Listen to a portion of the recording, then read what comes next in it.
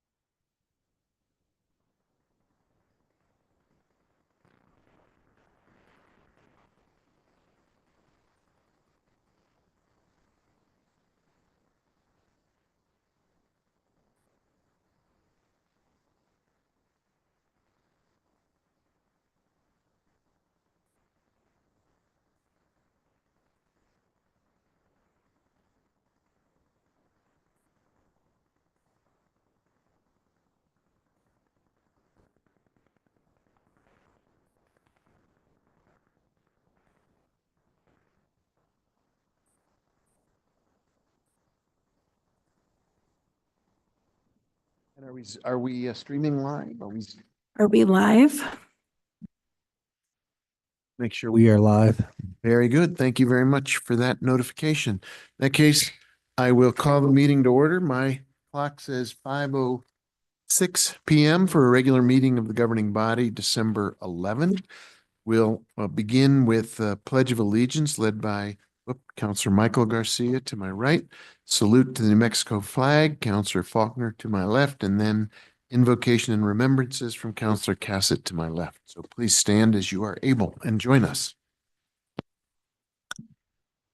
Pledge allegiance to the flag, United States of America, and to the republic for which it stands, a nation under God, indivisible, with liberty and justice for all.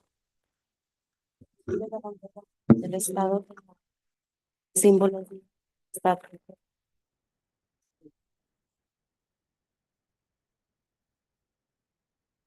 Good evening, everybody. So I've been thinking a lot about the holiday season. As we know, it's often a time that a lot of people have joy and love, but it's also a really challenging time for many people. And I was in a yoga class today and they were talking about being kind. And you know, how important it is to be kind right now as everybody's juggling a lot of things. But it made me also think about, you know, what is actually being kind and how it's really easy to be kind when you're just opening a door for somebody, you're giving them a smile. But kindness is a lot harder or more difficult when you are having challenges with somebody, when you are having arguments or disagreements, when you are faced with somebody who, you know, you don't always get along with. And so I really wanted to put that out to our community, to ourselves as we get ready for a night where we know we're going to have a lot of good discussion. And how we think about being kind as we continue to move forward, as we continue to discuss our different ideas and disagreements or places that we find common ground. And so I will end with one of my favorite quotes from a show that makes me think of our former city manager, John Blair, Ted Lasso, where he says, "Be curious, not judgmental." So tonight I challenge all of us that as we are asking our questions, as we are looking for answers, we make sure that we remain with our curiosity to get us to a place of decision as opposed to a place of judgment. Thank you, Mayor. Thank you, Counselor. Are there remembrances of folks we've lost, Counselor Garcia? Thank you, Mr. Mayor. I'd like to remember Nick Potter. For those that knew Nick, he definitely was a giant among giants in our community. He operated a bookstore for greater part of 40 years here downtown Santa Fe called Nicholas Potter Bookseller. And for anybody that visited his shop, whether you were local or a visitor, he definitely made you feel special. And even more so for those folks that had the opportunity to not only become friends with him or his family, you became a part of his family. And so Nick was just somebody that is definitely going to lead a large void in our community. My condolences definitely go out to the Potter family, his daughter, Ariana. And I think he definitely found a passion for himself, as he even stated himself to the Princeton Review, that, you know, when he opened his bookstore, he said, "From day one, I realized it was exactly what I should be doing with my life. The interactions with people and exposure to ideas and concepts." So rest well, Nick. You'd definitely be missed. And I just want to wish sincerest condolences. Thank you, Counselor. Others? Go ahead, Counselor Faulkner. So since Tuesday before Thanksgiving, literally every day, my friend group, people have passed away. And I just want to send a shout out to their families and just remember that this is a time of year that's full of blessings, but it's also full of challenges. And I just want to recognize, I can't name them all because it's been like a lot. But I just want to send love to those families for every day someone passing. Counselor, others? I would extend my condolences well, but also just keep in mind the people in our community that Counselor Cassett was speaking of, people who are struggling, people who are cold at night and unsheltered, people who are hungry, people who don't have the joy of the holiday season because life is hard. And they may be ill, they may be simply having a difficult financial time, but whatever it is, they're part of our family and they're part of our community.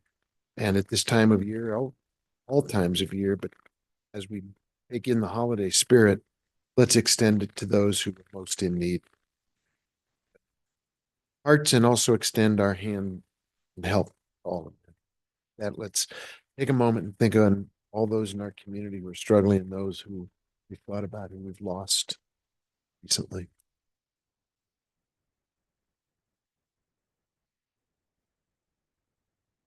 Thank you, everybody.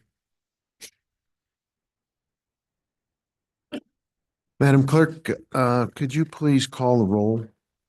Yes, Mayor. Counselor Cassett? Here. Counselor Castro? Something.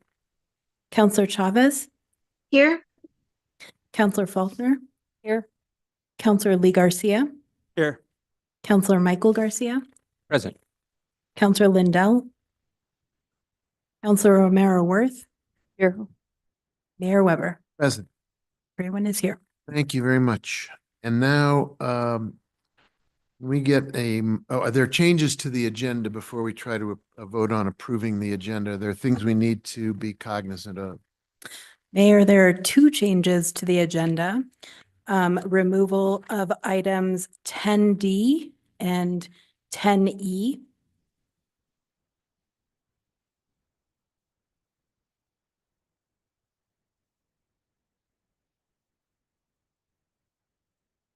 All right, 10D and 10E have both been simply removed from the agenda. Yes, sir. All right. Anything else we need to know about at this time? No, Mayor. Counselor Cassidy. Thank you so much, Mr. Mayor. I did have a suggestion for how we rearrange our agenda this evening, given the high interest in item 18D, which would be the Midtown conversation. Can I make a suggestion? Let's adopt our agenda and then we'll move forward with But isn't this part of adopting the agenda? I've checked with our city attorney and the interpretation is let's get what's on it adopted and then we can reorganize it as a separate matter. Okay, That's okay with you? sure. Not to preempt the idea, which I agree with in general, but let's go for approving the agenda, having things taken off, and then we'll figure out the schedule of the items. Go ahead. I have a question. Are we removing 19A as well? 19A. So Mayor Weber, Councilors, it's in relation to 19A that I do want us to have an agenda approved first before we move it, just because it's been noticed for tonight. So I want it to be approved on the agenda before we move it. If you're speaking to executive session, I think you can do that at any time. Okay. It's really in relation to the land use case that I wanted to have an approved agenda Got it. before the motion. Let's do it. Motion to approve. Okay. So as the agenda has now been adjusted with several things removed, and we have a motion to approve it with those items taken off. We have a motion and a second. Could you call the roll? Yes, Mayor. Counselor Castro. Yes. Counselor Chavez. Yes. Counselor Faulkner. Yes. Counselor Lee Garcia. Yes. Counselor Michael Garcia. Yes. Counselor Lindell. Yes. Counselor Romero Worth. Yes. Counselor Cassett. Yes. Mayor Weber. Yes. Motion is approved. And I'm going to try to get us through the consent agenda, Counselor Cass, and then I'll come back to you. Are there changes was anything taken off of consent? Mayor, nothing has been taken off of consent, but 9G has been referred back to the quality of life. Okay, so we need a motion to approve it as amended. So moved. Second. For discussion? Madam Clerk, could you call the roll on that? Yes, Mayor. Counselor Chavez. Yes. Counselor Faulkner. Yes. Counselor Lee Garcia. Yes. Counselor Michael Garcia. Yes. Counselor Lindell. Counselor Romero Worth. Yes. Counselor Cassett. Yes. Counselor Castro. Mayor Weber. Yes. Motion passes. Now, Counselor Cassidy, I'm going to turn to you for your suggestion about a little rearranging of the agenda. All right. So my recommendation is to move item 18D to right after petitions from the floor, and to have the public comments. And City Attorney, make sure I'm going to need your assistance here. But essentially, having public comment on the item, then executive session, so that we do have the benefit of having that public comment before that executive session to discuss that, and then coming back for the remainder of that public hearing, discussion, and vote. As you mentioned, we can go into executive session at any time, so I don't know if we actually have to specify that now, or if that's something that we can dictate at that moment when we decide it is relevant. Mayor Weber, Councilors, as long as there's an item on the agenda that is eligible for executive session, you can do an executive session about it at any time before you vote. And my mic is without a fuzzy, yes. So causing Okay. problems. That's correct, though. So then I would recommend that we move item 18D to after petitions from the floor.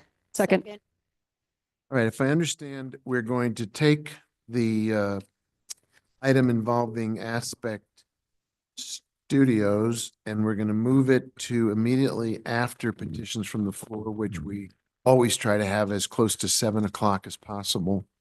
After we've had petitions from the floor, we'll proceed with the first part of that, which would take us through public comment because it's a public hearing, and then go into executive session as noticed, and then come back out for the remainder of that item. Correct. Okay, there's been a motion and a second. Any more discussion? Madam Clerk, do you want to call the roll on amending the agenda so that happens in that sequence? Yes, Mayor. Counselor Faulkner, Yes. Counselor Lee Garcia, Yes. Counselor Michael Garcia, Yes. Counselor Lindell, Counselor Romero Worth, Yes. Counselor Cassett, Yes. Counselor Castro, Yes. Counselor Chavez, Yes. Yes. Mayor Weber. Yes. So Motion. that has happened, and now I believe, Councilor Lindell, you've got a second adjustment to the agenda you would like to speak to? Two. Thank you. Item 19A. I'd like to move that land use case to a date certain, and I'm going to ask City Clerk Salazar what the date certain is that we've been looking at. Yes, Counselor. Currently, we are looking at January 9th as a date certain for another land use case as well. So we could move this to that date. So is that a special meeting? Yes, Counselor, it would be a Okay. special meeting. So we're looking at moving this to a date certain of the 9th of January to be heard along with other land use cases. Is that proper, City Attorney McSherry? Mayor Counselor Lindell, that's correct. There's a relatively large land use case that also needs to be scheduled for January, in addition to an H board appeal that is already scheduled on January 16th. Okay, so that's my motion, that we move that to date certain January 9th. Second. Okay, is there a discussion? I hope this is convenient for all of the parties and that doesn't put anybody out, but I do think it will lend having a special meeting where we can consolidate a number of land use cases that are very likely to take up their own amount of time and deserve it is better than trying to rush through things in a very crowded agenda. So if there are no other comments at this time, Madam Clerk, could you please call the roll? Yes, Counselor Lee Garcia, Yes. Counselor Michael Garcia, Yes. Counselor Lindell, Yes, Counselor Romero Worth, Yes. Counselor Cassett, Yes. Counselor Castro, Yes. Counselor Chavez, Yes. Counselor Faulkner, Yes. Mayor Weber. Yes. Motion is approved. Very good. So we're getting our agenda ordered, and I think it's going to work for everybody's benefit at the end. With that, Madam Clerk, could you take us to the first item for us to take up tonight, which I believe is 8A. Spare item 8A, Municipal Court Biannual Update, and presenting is Judge Chad Chittum from the Municipal Court. Your Honor. Thank you. Good evening, everyone. Mr. Mayor, councilors, thank you for having me. I'm here to give you a update on the municipal court. I have 4 bullet points that I would like to go over with you today. First of all, new on our stats sheet. Everyone should have gotten the stats today from the municipal court. And what you may notice new on there is, number 1, our first-time offenders class. That was started in August. And you may recall from my presentation in July that we are going to focus on 4 things: defensive driving, anger management, mindfulness, and information regarding Santa Fe Connect.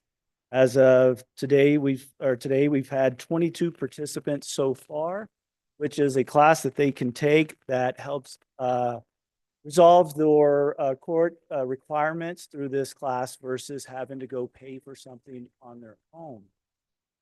Second thing I want to note on the stats, in addition, at the very bottom, officers initiated quashes. This is something that's been going on at the municipal court, but we haven't put it on this form. And what that is is if an officer encounters someone out in the public who has a warrant out for their arrest for the municipal court on a traffic offense, something that's minor, they have the discretion, instead of taking that person to the county jail, having them booked, they can bring them to the municipal court, have them come in front of me. A couple of things that helps is, it's justice for somebody possibly that had just forgotten about this speeding ticket. And instead of them having to go spend the weekend in jail, or for the officer to get off the streets for 3 or 4 hours booking throughout the booking process, it's a quicker process. We can handle that, quash that warrant, etc. So there have been, like I said, it's been going on for a bit, but in November, we had 5 officers bring in 5 defendants, and 2 of those were from the New Mexico State Police. So not only keeping the Santa Fe police officers on the streets doing what they need to do, the New Mexico State Police as well. Second bullet point that I want to talk about is court staff training. All staff attended in September the administrative offices of the courts, active shooter training, courtroom safety training, difficult customers training, and Narcan training. So all court staff have gone through that. The administrative offices of the courts are what advises all the courts around the state, et cetera. So we had the head of the security come to our court specifically train our staff. In addition, 80% of the court staff are CPR, first aid, and AED certified. We want to get that number up higher. My third bullet point, and this is, I'm very excited about this. As of a couple of weeks ago, Mesta Vista is now the court's treatment provider for our DWI drug court program. And what that means is individual and group therapy sessions are now free to the participants in our DWI drug court program. And this was the last step into getting the Santa Fe Municipal Court DWI drug court program certified. My talking with AOC is we will be certified once they've had a chance to finally review the fact that we have Mesta Vista on board. And the reason why I'm really excited about that is because there are very few courts in the state that are certified DWI drug court programs. In addition, there are none or no municipal courts. We will be the first. And that should happen in the next couple of weeks. Lastly, I always plan on presenting to the governing body here in July and December of every year. I want you to reach out to me prior if you have any specific information you would like to present, or don't wait for just these presentments for me to talk to you. Come on by the court, reach out to me, love to hear from you. But other than that, that's what I have. I'll stand for questions. Thank you, Your Honor. It's a pleasure to have you here. Questions for Judge Chittum or comments about his presentation? Yeah, go ahead, Counselor.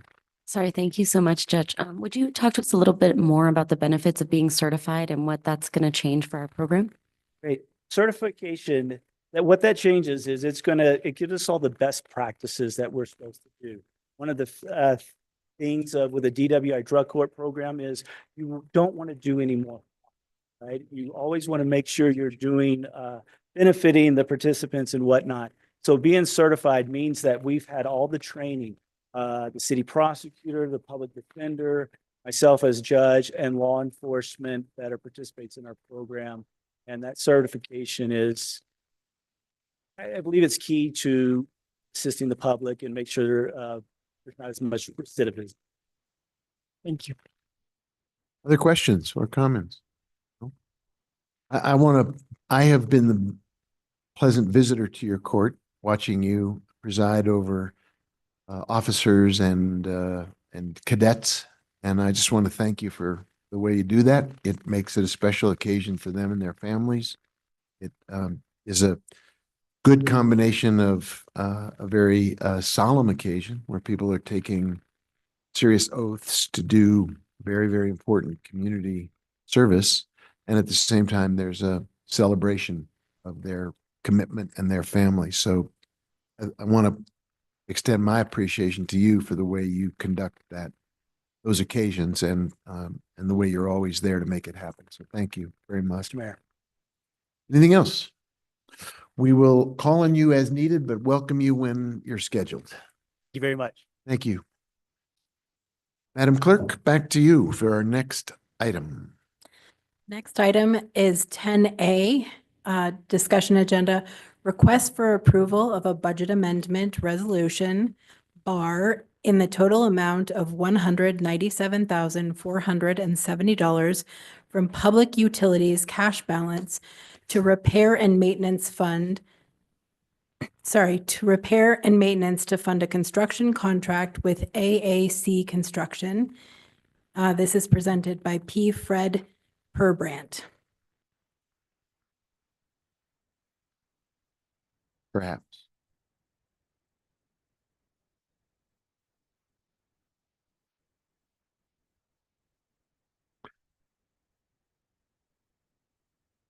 Is there anybody here to present on this item for us? Apparently not. There's, Mayor, Yes, there's Council. also no attachments in here. Well, why don't we, We motion the table. I and think figure that's it a, out. I think let's Second. table it and we'll put out a text message to whoever could come and speak to this item. So Councilor Garcia, did I take that as a motion? Yes, sir. Oh, and we have a second. Very good. Motion is to table this. Is there any discussion? Madam Clerk, why don't you call the roll on tabling of this item, please? Counselor Michael Garcia, Yes. Counselor Lindell. Yes. Counselor Romero Worth. Yes. Counselor Cassett, Yes. Counselor Castro, Counselor Chavez, Yes. Counselor Faulkner, Counselor Lee Garcia, Yes. Mayor Weber. Yes.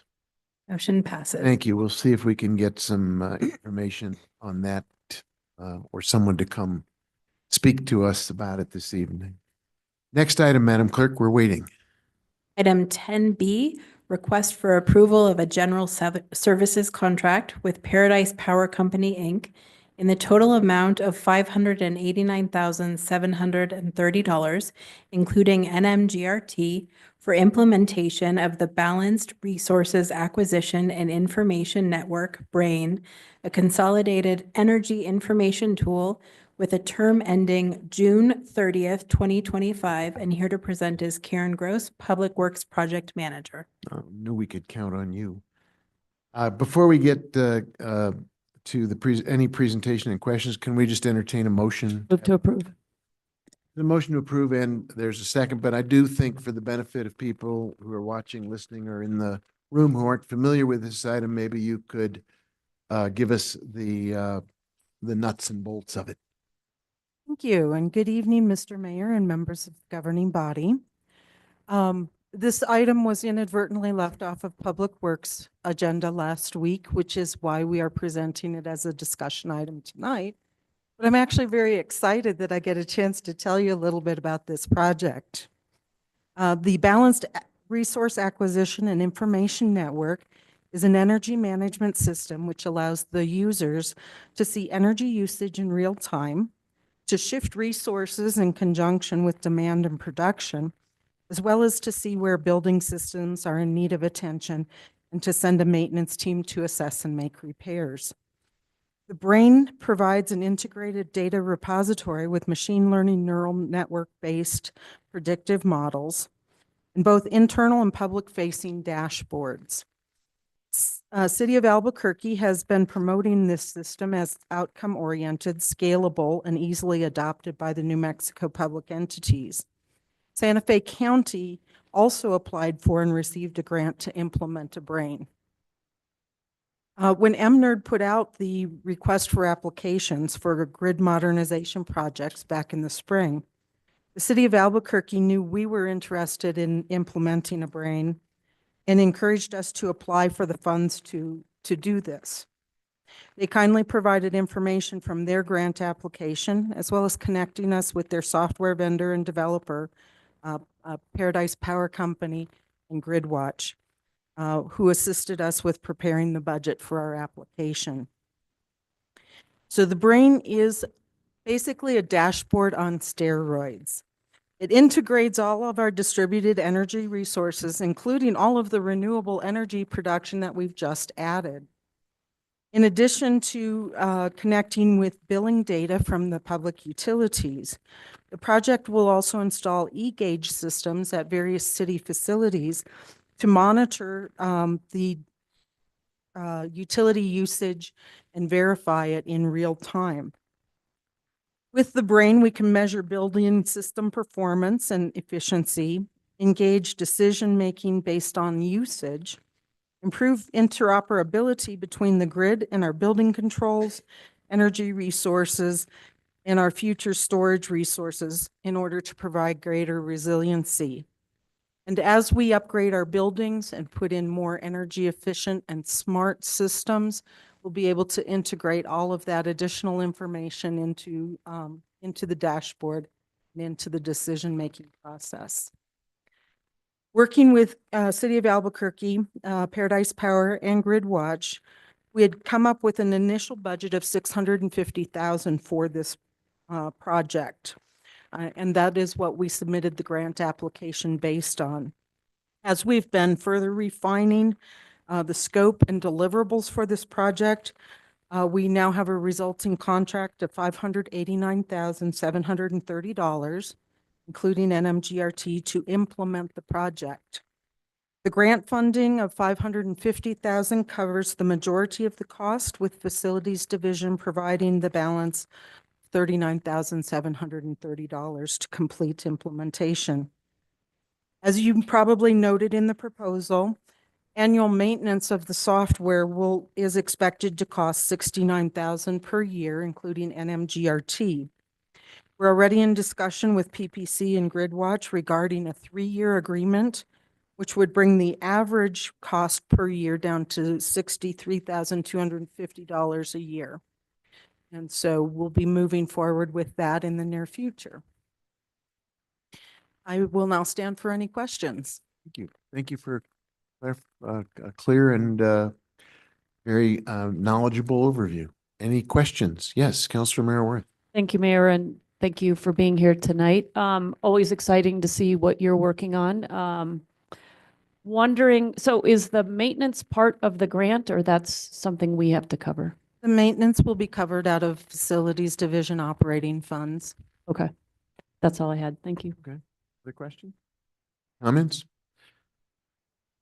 Very good. We have a motion and we have a second. Can you please call the roll? Counselor Lindell, Yes. Counselor Romero Worth, Yes.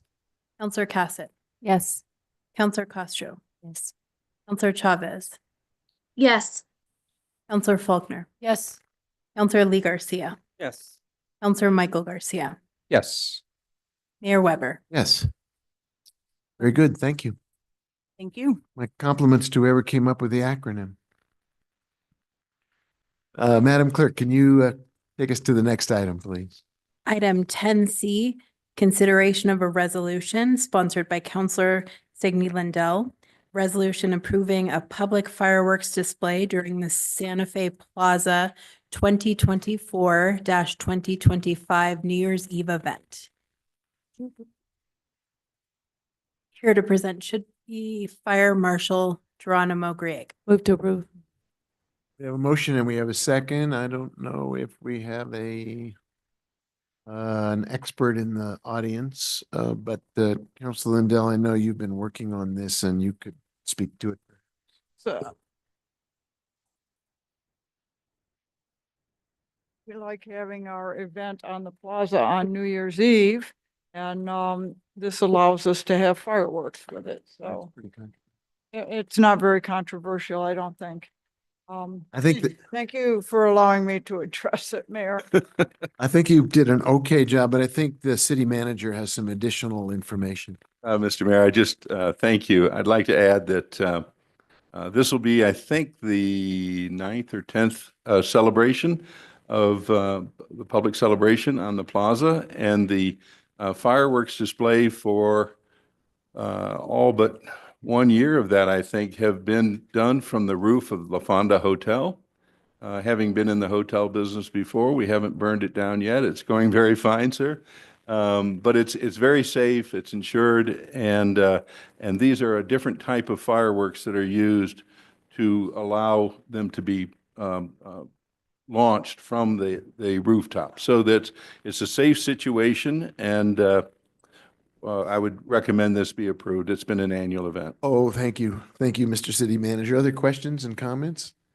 I think Councilor Lindell has informed me on a sidebar conversation that this fireworks are scheduled to go off at midnight.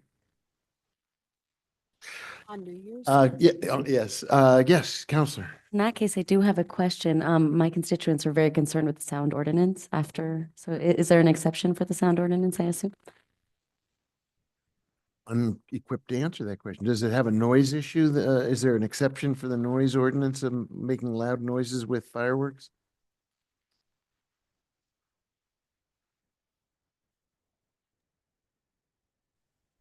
Mr. Mayor, I'd mentioned that this type of fireworks, again, it's not as noisy. It doesn't go as high. It's a low profile, and we've never had any complaints about it in the past.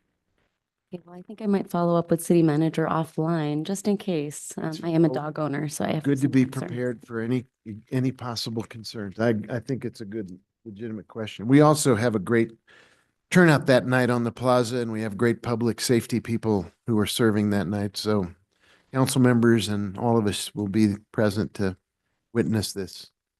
Any other comments or questions? Or witty repartee? No? In that case, could you please call the roll? Counselor Romero Worth, Yes. Counselor Cassett, Yes. Counselor Castro, Counselor Chavez, Yes. Counselor Faulkner, Yes. Counselor Lee Garcia, Yes. Counselor Michael Garcia, Yes. Counselor Lindell, Mayor Weber. Yes. Motion passes. Thank you. Where do we go now, Madam Clerk? Next item is number 11, matters from the city manager. Mr. Randall, you have the floor, sir. Thank you, Mr. Mayor. Just a few items.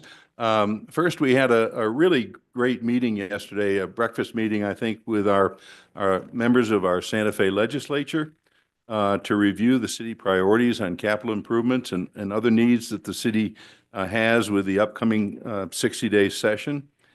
Thank our members of our governing body who were all present. It was kind of a hail and farewell, as we used to say in the Navy, a farewell to Senator Nancy Rodriguez, who has served for 24 years, I think, or maybe 29. I can't remember, but no, 24 years, I think it is. And 29, it is 29, okay. And has served Santa Fe so well and in some very important roles, particularly with the LFC, and has helped us a lot with our funding. And a hail to her replacement, who's Senator Linda Trujillo, who's a former representative, and I think will do a great job filling in. So that was a wonderful event. Yesterday, following that, we had 10 police cadets sworn in at the municipal court. And so when we have fewer retirees and more folks coming on our police force, that will certainly help our whole situation here in Santa Fe. The retention incentives for our team with all members of the city staff, except for ASME, because there's a pending contract with them. There will be a retention incentive of $1,000 for all of our employees who go ahead and sign an agreement to stick with us until June 30th. And we hope that's just a short time that we reward them for, but it's a very future-looking program. And I'm pleased to announce that the parking gates at the airport are now operational as of this evening. We've had some issues with payment programs, but we've got them. And I do want to wish everyone happy holidays. This will be our one and only meeting before the holidays are here. And I wish everyone very, very wonderful holiday season. Thank you very much. We're not going to immediately go into executive session, so we can take up matters from the city clerk next. Yes, that's you.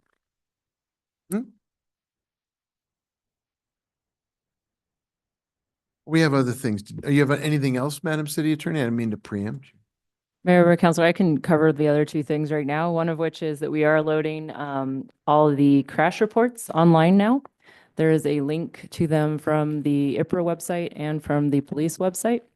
So that's in somewhat of a beta form, but I do want to extend thanks to the GPS team for helping us with kind of version 1 of this platform. Hopefully that it will be able to come out with version 2 next. So that's a new service in terms of records being accessible online.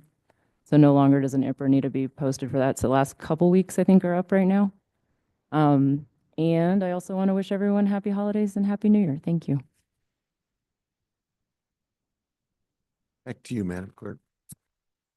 I'd like to give you 2 updates. So the first is that we have posted for 2 job positions in constituent services and have had applicants. So we will be doing those interviews over the next 2 weeks. We hope to get that team staffed up. We're also looking into a constituent services management system that will be easily accessible and usable. So that's something we're taking a deep dive into and are excited to be working on that. Other than that, no other matters. Great. Moving to item 14, communications from the governing body. Why don't we start? Am I right? And then don't let me forget, we have a Zoom member coming up next. Sure. And I'm actually going to be tag teaming with Councilor Faulkner because my big announcement is that on the 19th of December, we have a posada on the south side. So I'd like to invite everyone. There will be a parade from Kohl's to the teen center and music and food and toys and events. So that's super exciting. But we want to thank some of the sponsors for that. So I will kick it over to Councilor Faulkner and I will fill in any ones that she forgets. Yes, of course. Okay, so we've been able to raise around $20,000 so far in the last week and a half. I want to thank Ancorum, HomeWise, the Housing Trust, Zydeco, Architects, JD Bullington, our lobbyist, pitching for this, Ford, Capital Ford. There's so many people. And the cool thing about this is, like, this is a hard time of year, but the amazing thing is our community is pulled together and has really raised funds for the toy drive. And I do have to thank Chief Moya, Aiden Lopez, and Roland Jones for all the work they put in. And Tapia, he actually shuttled me around to pick up checks the other day. So there's so many people. Just who have I missed, Galva? Yeah, no worries. And this event is put on every year in collaboration with Exit Realty and 795 Fire. So thank you, Burrell College of Osteopathic Medicine. We have the Kiwanis, of course, Hispanic Chamber, and of course, Miss Councilor Faulkner's parents, the Higginstons. So thank you. So it's been a big lift, and the La Posada is going to be amazing. We have about 25 cars that are going to do a parade from Kohl's. And they're going to deliver toys. There's going to be Santa Claus in the lead fire truck. We have 500 toys that we can give out in our district. We're also doing as many food baskets as we can for families who are in need of Christmas dinner supplies. Councilor Lee Garcia and I have given $2,000 each towards this event and to provide food for the event, but also to provide food for the food baskets. And so we've worked with Sam's Club, which has been amazing. They're providing a lot. Albertsons is providing a lot. So we're really kind of thrilled that this has taken off and that this toy drive is serving all of northern New Mexico. And I'm kind of proud as a city councilor that Santa Fe has done a huge lift to serve all of northern New Mexico when we're the capital of the state. And so I just want to commend everyone who's been a part of this. It's been a long push. We're kind of exhausted, but I think we're going to get to the finish line. Thank you. All good. I will go then to our Zoom counselor next. You have the floor. Thank you, Mayor. I just wanted to, I know Councilor Faulkner mentioned everybody, fire, and all of the important people for the toy drive, but I think she failed to give a lot of emphasis to herself. She's put in countless hours to raise money for the toy drive. I think that with her connections and the love that people have for her, she was able to help the fire department raise a lot of money for this cause. So she too has put in countless hours and has really put her name and self and heart out there to get that money. So I want to just acknowledge Counselor Faulkner for that. I think she was a big shining light in that process. And I just want to wish everyone happy holidays. I hope everyone enjoys the holiday and gets some rest and relaxation and spends time with people that they love. And with that, that's all I have for tonight. Thank you, Mayor. Thank you, Counselor. Counselor Michael Garcia, sir, you have the floor. Thank you, Mr. Mayor. Just one request for the city manager, given that there's tons of events taking place over the holiday season, whether it's the Posada on the south side that our colleagues just spoke about, but there's also Chainbreakers Pozolada, there's also the menorah lighting on the plaza, and there's so many events that I want to make sure that everybody in our community is well aware of when things are taking place, where they're taking place, et cetera. So I don't know if we can do a news blast out saying these events are taking place at these times. I think we should be doing everything we can to promote these type of community engagement events. So if possible, so just a request out there.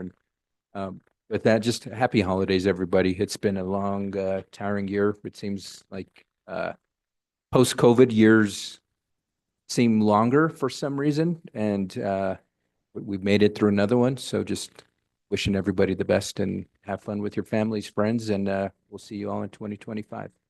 Thank you. Counselor Lindell? Thank you, Mayor. It's the time of year where I hope everyone has their Christmas lights out and they have some hope of untangling them from the way they took care of them last year. That'll be the big activity at my house this weekend. I just want to wish everyone a restful and a festive holiday season. It'll be a new year before we know it, and a lot to look forward to. And we can look back on many, many, many things that happened this year. I always say it's okay to look back, just don't stare. And I'm very hopeful for next year, personally, and for the city. We have a lot to be happy about. We have a lot to look forward to. And I wish each and every one of you genuinely a very happy holiday season. Thank you, Mayor. Thank you, Counselor. Counselor Faulkner? I do have to do a shout out to JP and Gina Cruz, who have been like the most amazing help with the La Posada and the toy drive. They're incredible constituents. Anytime I need them, they are there, and they do a hard job, and they do a fast job, and they get the work done. I think we need to shout out to them as well. And then happy holidays to everybody. Just give. Some of us are more fortunate than others. Counselor Mayor Ward? Thank you, Mayor. Just want to echo what the city manager said about the police swearing in. I did have an opportunity to attend that, and I'm impressed. We had 9 men and 1 woman sworn in, and they will be attending the academy for about 5 months before they are ready to graduate and be integrated into our police force. But I think that's very good news for the city. I haven't seen a class that big in a bit. And so I just want to let the community know that that's a big deal. And they look like a great group. And I was pleased to be a part of that swearing in. So on another note, I would just say happy holidays to everyone and echo my colleagues in wishing everyone well and doing what we can to help those in the community who may be struggling or needing a little additional help, whatever it is in this season. So happy holidays, everyone, and happy New Year too. Thank you, Mayor. Mr. Cassidy? Thank you so much, Mr. Mayor. I don't know if I spoke of this at a previous meeting, but we did have the ribbon cutting for the Pueblo Stolso Park on, I believe, November 22nd. And it is amazing. The kids love it. There is more to come, but I really wanted to recognize Scott Overly and Melissa McDonald and their entire team for how quickly they got this done. And really just the community engagement that they had, the Pueblo Stoso HOA, and a lot of members of District 4 came out to really provide feedback on what they wanted with this park. So it is open and please go use it. It has a very tall slide that my son likes to talk about all the time and how he can go faster on it if he puts his jacket down, which terrifies me because it's already pretty fast. But definitely please go enjoy. Other than that, again, happy holidays, everybody. It really has been quite a year. And I am looking forward to 2025. I think that there is a lot of good that we can do. This governing body will continue to work hard for this community. I do want to thank my colleagues who have worked so hard on the Postlada and on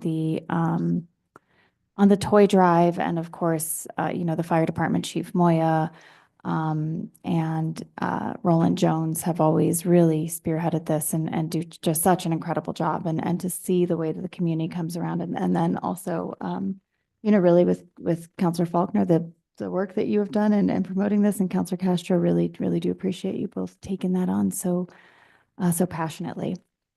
And with that, I am done. Thank you.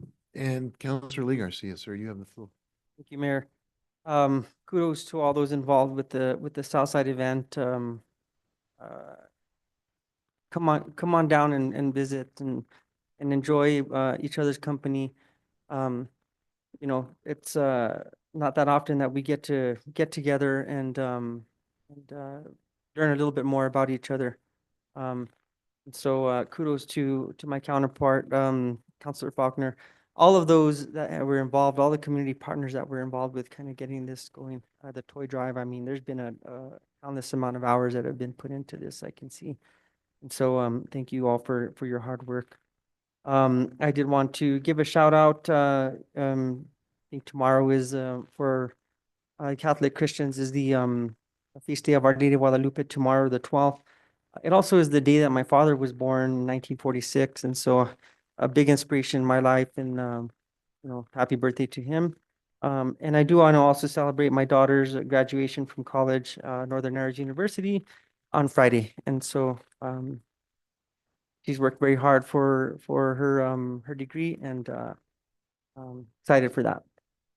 Happy holidays to everyone, and we'll be seeing everyone in the new year. Thank you, sir, and congratulations. I have in sports news from our sports desk. Congratulations to the St. Mike's football team for a thrilling victory in the last minute in the championship game, winning its second straight title in Class 3A.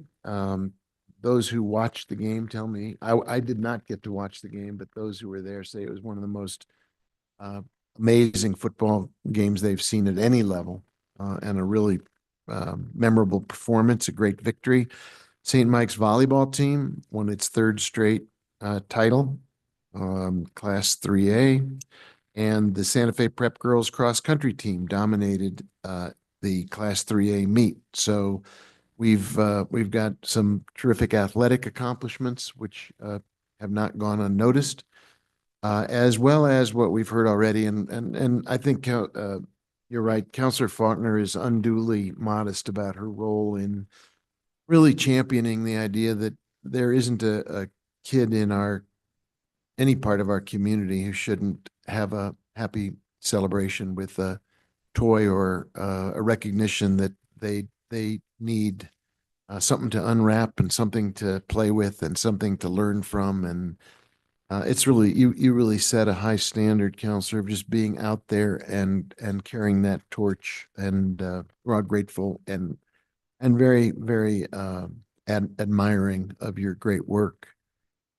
Counselor Garcia is right about all the celebrations that are going on, already have gone on. Some we've had terrific tree lighting that was fabulous, and now we'll move to the menorah on the plaza. An ice menorah will be carved separately, and then we'll have the traditional menorah will also have its lighting for the celebration of Hanukkah. Moving into the new year and the New Year's celebration. All of this happens because people make it happen.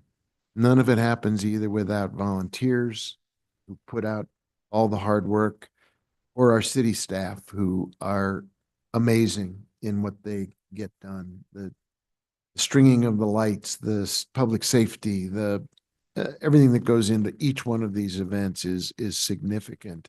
Putting on the breakfast that city manager mentioned took an enormous amount of behind the scenes work to get all the invitations scheduled, and the work done by Regina Wheeler to produce the agenda, the document, the book, the work that city council members put in getting the resolution adopted and really filling out our priorities for the upcoming year.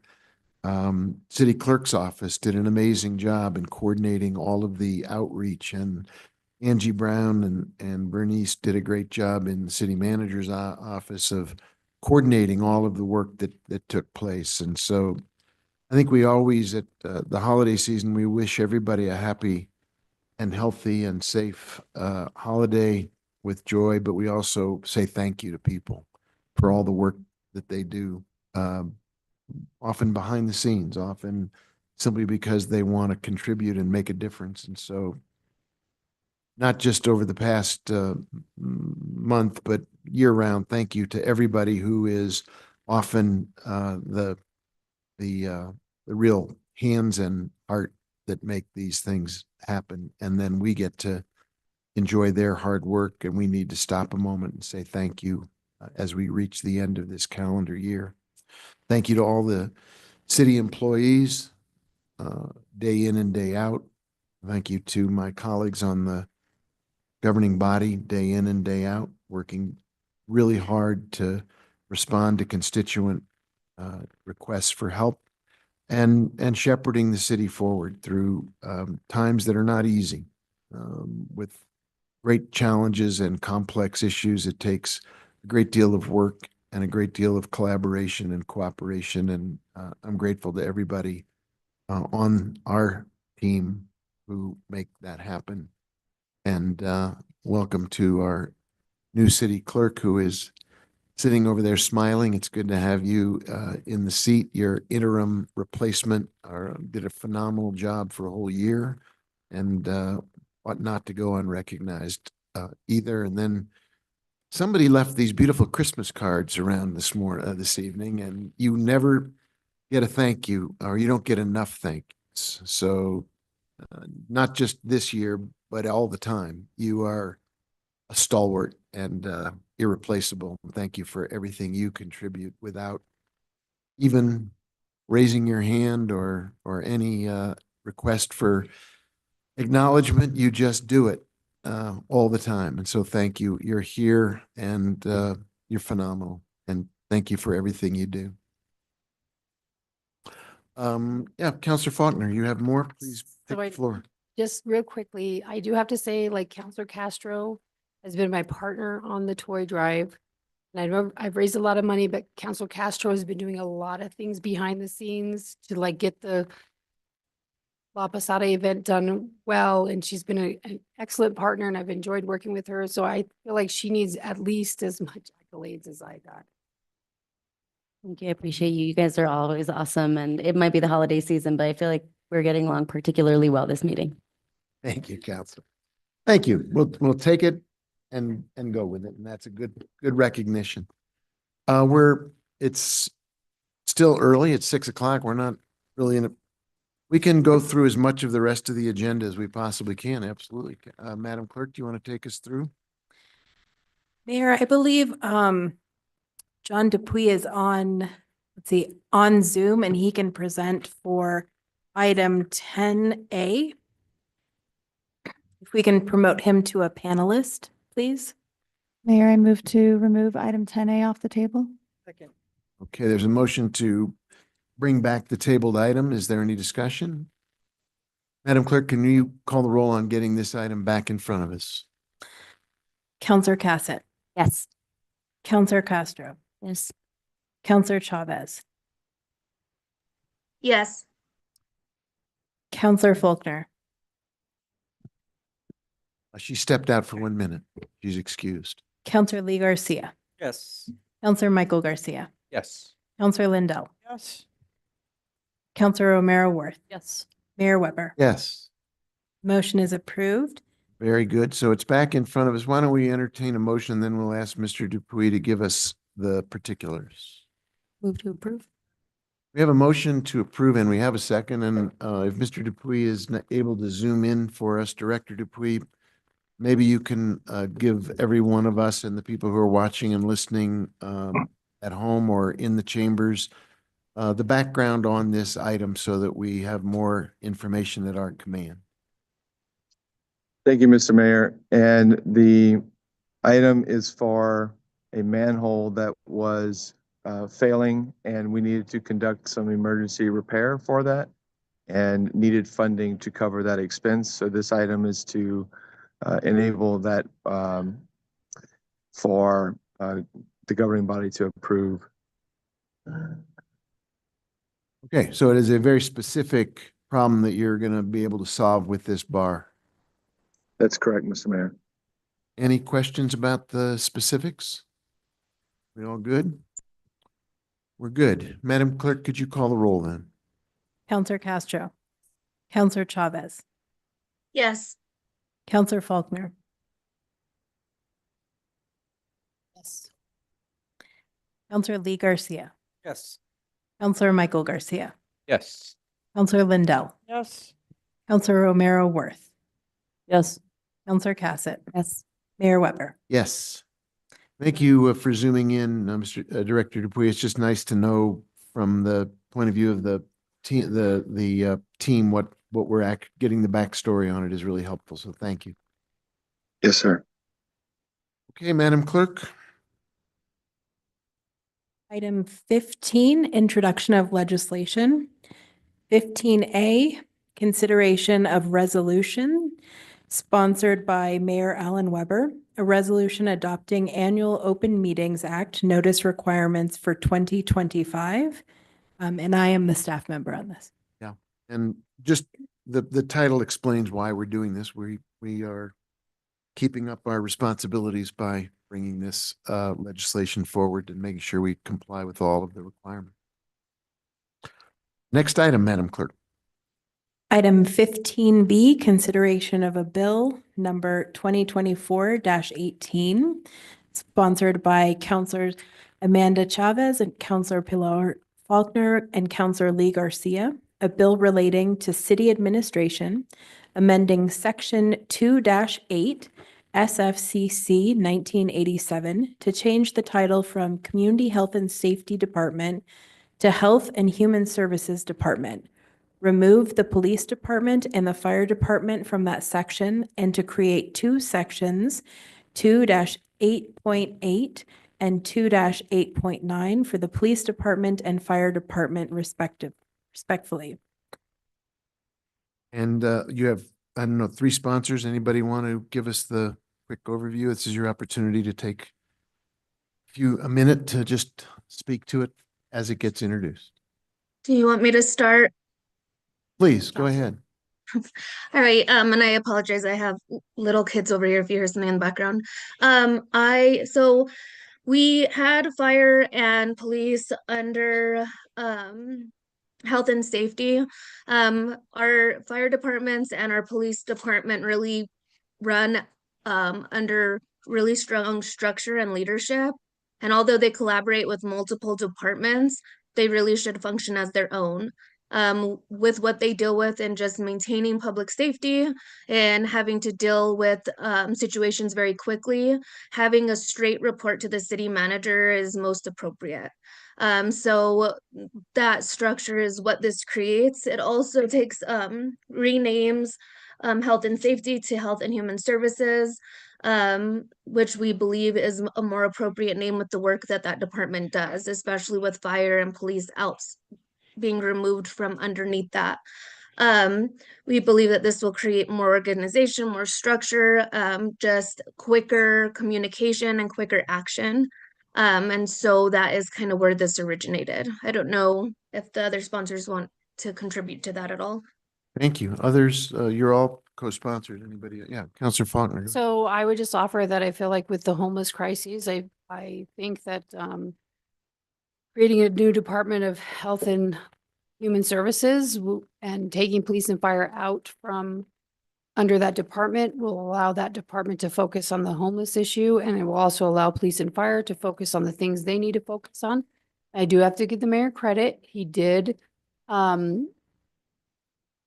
try to make this happen, but I feel like this piece of legislation will support his decision to allow police and fire to deal directly with the city manager. And so in part, this piece of legislation is in support of mayor's initiative to allow them to communicate directly. And so I feel like it's, unfortunately, the mayor can't make this decision without the council. So I just want to offer that we're trying to support that initiative. And I do think that it will help police and fire with budget issues. It also, one of my concerns is that if police and fire and the homeless issue are all under one department, then it gets complicated around budget. And I feel like to solve the homeless issue and to solve some of the major issues we have as a city, we need to allow police and fire to have set their own budgets and allow hopefully the Health and Human Services Department to focus on the homeless issue. And so we don't have competing departments under one umbrella. We can kind of separate them and help them all get what they need to do the jobs they need to do. Thank you. And any other?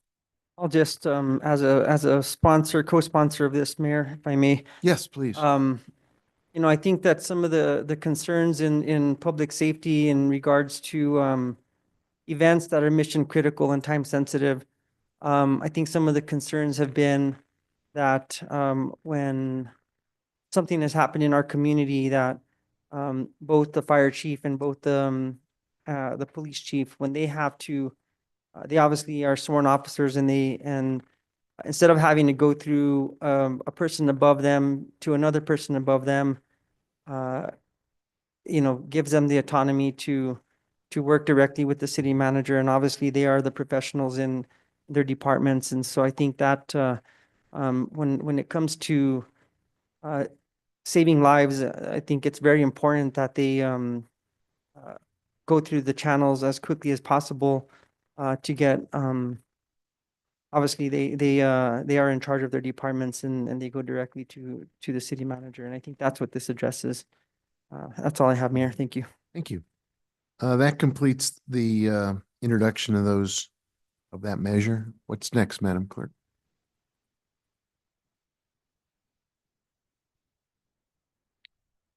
Next would be item 16, petitions from the floor. But we want to wait till closer to 7 o'clock to get to that. Mayor? Yeah. I'd like to make a motion to move directly to item 20A, appointments. Discussion?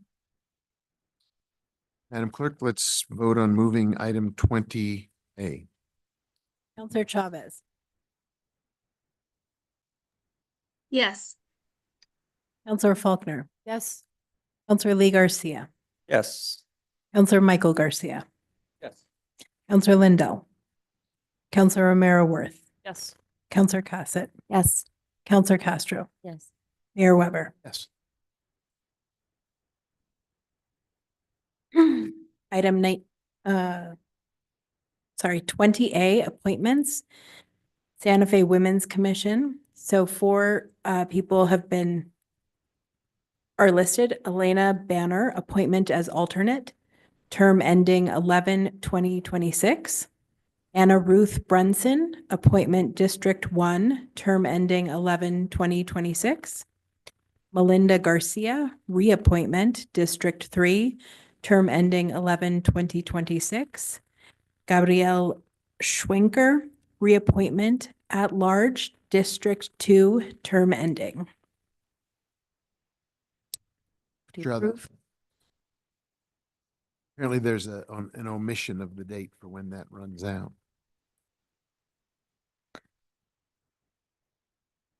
I will have to look at that. But I think these have all come through from the commission and the staff. So I don't know if there are any questions about any of these candidates. The motion? Motion to approve. Second. A motion to approve, and we'll correct that typo to get the exact termination date of that last point.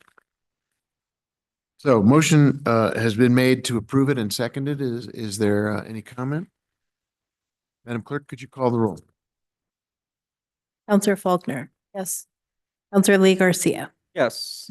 Counselor Michael Garcia, Yes. Counselor Lindell, Counselor Romero Worth. Yes. Counselor Cassett, Yes. Counselor Castro, Yes. Counselor Chavez, Yes. Mayor Weber. Yes. Motion is approved.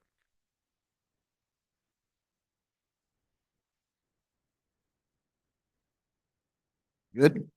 Yes. It is about 6:15. We really don't want to go to petitions from the floor until 7 because that's how we advertise the public's awareness of when to come here before us.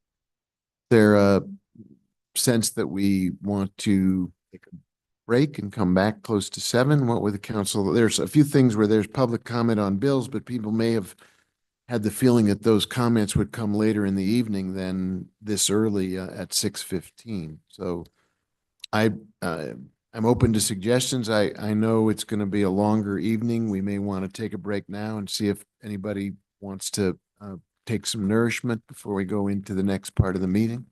Mr. Mayor, I'll make a motion to recess until 7 p.m.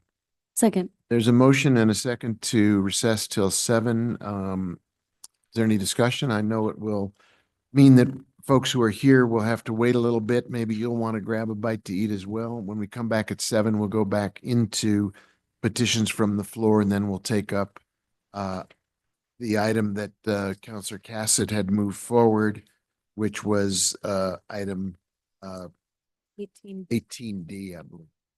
Could you call the roll on the motion? Counselor Lee Garcia, Yes. Counselor Michael Garcia, Counselor Lindell, Counselor Romero Worth, Yes. Counselor Cassett, Yes. Counselor Castro, Yes. Counselor Chavez, Yes. Counselor Faulkner, Yes. Mayor Weber. Yes. We are in recess. So we will come back at 7. We will take up petitions from the floor and then go forward from there. Thank you, everybody. We'll be back shortly.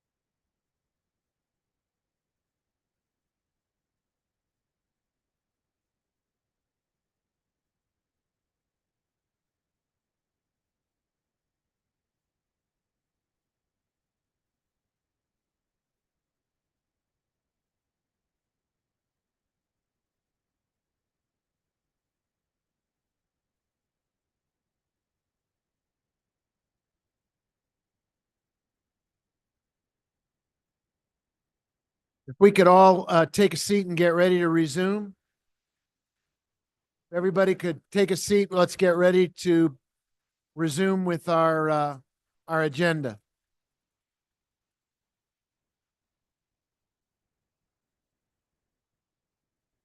Andrea, is Counselor Chavez on board?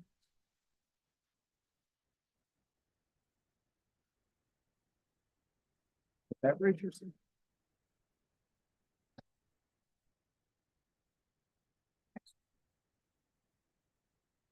You look good. Okay.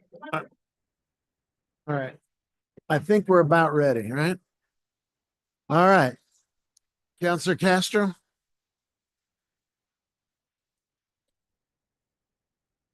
Thank you, everybody. You could, everybody take a seat.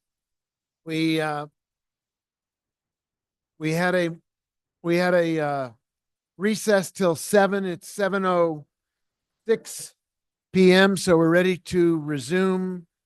If everybody will sit down, please take a seat. Thank you. Thanks, everybody, for sitting down. Madam Clerk, what's the next item on our agenda? The next item is 16, petitions from the floor. Okay, petitions from the floor. This is not the public hearing that probably I'm guessing many of you are here for, or other items where you'll be commenting on a a public comment on a bill. This is anything other than public hearing. So if you have an item you'd like to speak to the governing body about that is not the public hearing that we'll be moving to after petitions from the floor. If you want to speak about anything for 2 minutes, this is an opportunity to do that. Again, not about the bill, but about any items you want to call to the governing body's attention. That includes people who may be on Zoom, Madam Clerk, if we have anybody on Zoom. If anybody is in the room who wants to use the time for petitions from the floor, of course, please come to the podium and you will be given 2 minutes. Everyone will get a 2-minute opportunity. And there may be people with a hand up on the Zoom. Again, this is not for the public hearing. This is petitions. We do have one hand up in the Zoom room, Stephanie Beninato. She can be promoted to panelist so we can hear her. And you will be the timekeeper, Madam Clerk, please. Okay, very good. Ms. Beninato, if you can hear me, you have the floor for 2 minutes. Thank you very much. I want to talk about case D101 CV 2023-1743, which is a tort claim. And I have sent you some material on that in petitions from the floor. It should be included in your packet, including a contract with the fitness superstore. And I understand from the main lawyer from Cuddy and McCarthy that even after 15 months, he says he's not really up to speed when we went to a motions hearing the other day. And he seems to think that service contracts, third-party service contracts, contain confidential or privileged information, and same with resumes or job applications, which I'm sure all of you know there are some material that can be redacted, but not all. He even suggested that even though they've been stonewalling on discovery for a year, that I should ask for them through public records instead, because I told them that they were in fact public records.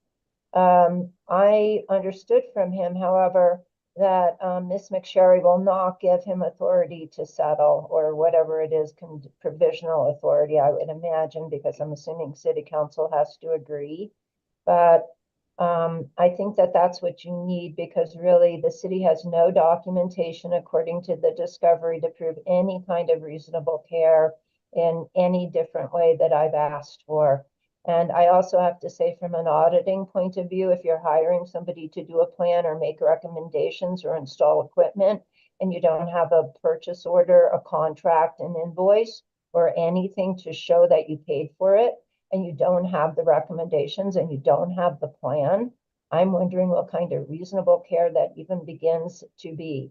So this is why I'm asking you to stop wasting taxpayer money and what I consider malfeasance, and ask the city attorney to give this attorney settlement authority. Thank you. Thank you very much. Anyone else in the Zoom room with a hand up, Madam Clerk? I do not see anyone else in the Zoom room with their hand up. And again, if anyone is here for calling attention to something on your agenda that's not the public hearing, please do come forward now and take the opportunity. Otherwise, we'll move on to the next item. Okay, Madam Clerk, what's the next item then? Next item is 17, public, oh, I'm sorry, 18D. We have moved that up. It is final action on legislation, public hearing, consideration of a bill 2024-12, sponsored by Counselor Signe Lindell. I'm sorry, I'm actually reading the wrong one. Yeah, but 10. because we moved the agenda around and you were using the old agenda. 10D. This is consideration of Bill 2024-19, sponsored by Mayor Alan Weber. A bill approving the sale of city-owned buildings, improvements, and 6 parcels located at 1600 St. Michael's Drive within the city and county of Santa Fe, New Mexico. Aspect QOZB LLC in 3 phases for a total of $5 million. And here to speak about it is Daniel Hernandez, Metropolitan Redevelopment Agency Director. I think it's 18D for the record. Yes, 18D. Okay, Mr. Hernandez, you have the floor after, no, we'll do that after we get back. But Mr. Hernandez, you have the floor to make a presentation and then we'll go to public comment. And then I believe after that, we'll go into an executive session. Go ahead. Thank you. Good evening. Is working on your behalf yet. Not speaking directly into it like I should be. What I'm presenting tonight is more than just a Midtown redevelopment proposal. It is a cornerstone project that completely captures the vision, aspiration, and goals desired and demanded by the voices of Santa Fe communities. As a reminder, the redevelopment of the city's master plan, the city's Midtown site is regulated by the Midtown master plan, meaning it tells us what can get built there, and the community development plan. What happens there? What is community life like there? And what are the public programs that facilitate economic and community development? The second reminder is that the Midtown Community Development Plan was informed by the planning report authored by the community organizations that formed and called themselves the Midtown Engagement Partners, whose inclusive planning process engaged the voices of communities that do not typically participate in public policy making and planning. It was primarily because of their participation, as well as the engagement of so many diverse civic groups, that the Midtown redevelopment plans were unanimously approved by the governing body. These redevelopment plans have and will continue to direct all redevelopment at Midtown. This proposal before you starts the implementation of those plans. So what area of the site does this development encompass? This development is part of the Phase 1 redevelopment of the Midtown site and will serve as one important gateway and anchor for the redevelopment area. The proposed development will be completed in 3 phases. First phase is the renovation and reuse of existing buildings, along with significant landscaping and wayfinding to improve the property. Second phase is a residential development that includes affordable housing. And the third phase is the development of new production and soundstage facilities. This is a long list, I realize, but it is the foundation for evaluating the merits of this redevelopment proposal.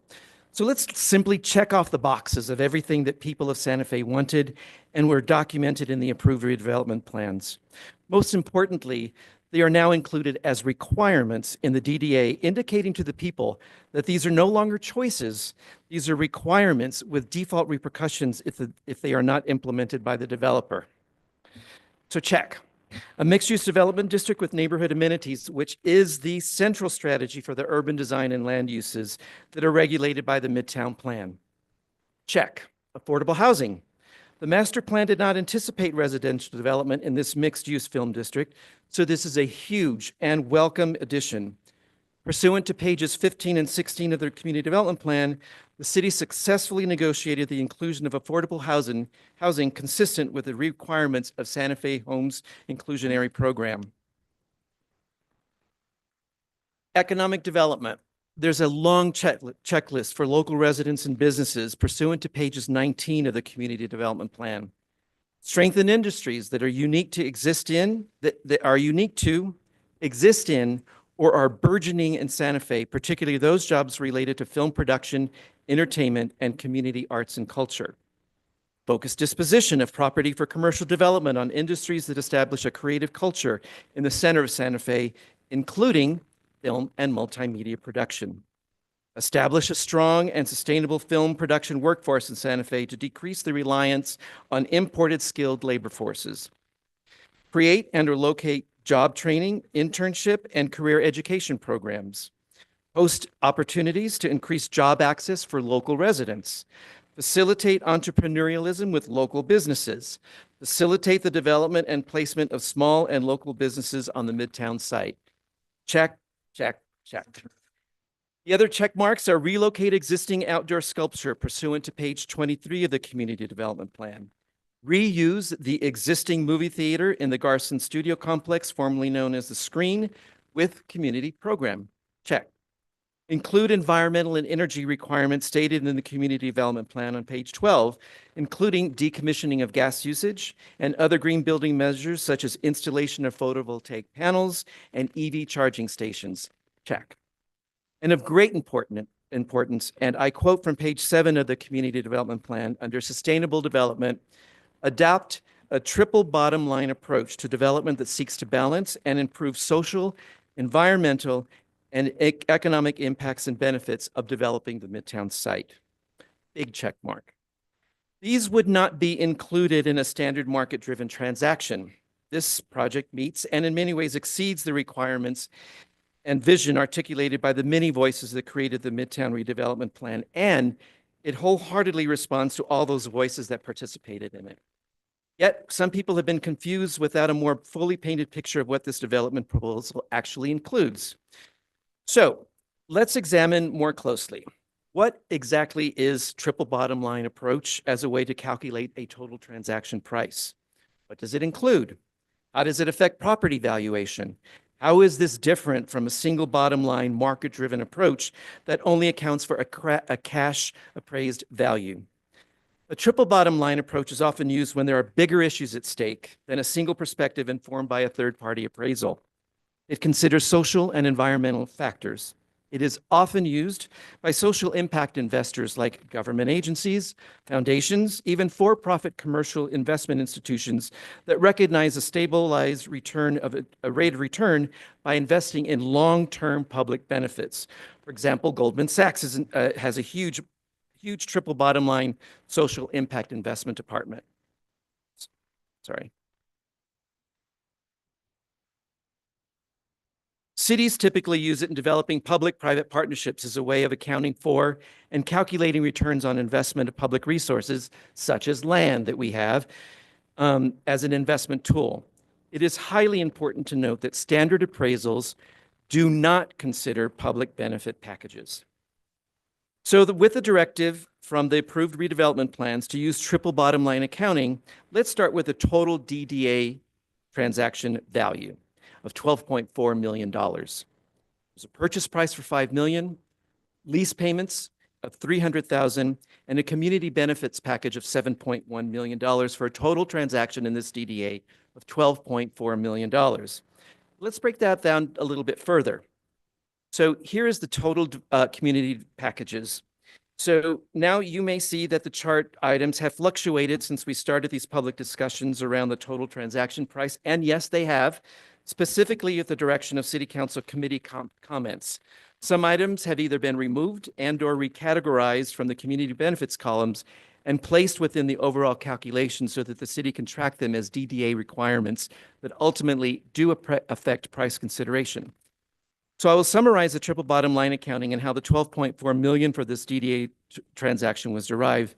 But before I start, it's important to note that there will be differing opinions on how to categorize the DDA requirements as community benefits or renovation and adaptive reuse requirements. Like an appraisal, this is not a science, but they all affect the appraisal valuation that were used as a starting point for developing a triple bottom line public-private partnership agreement with between the developer and the city.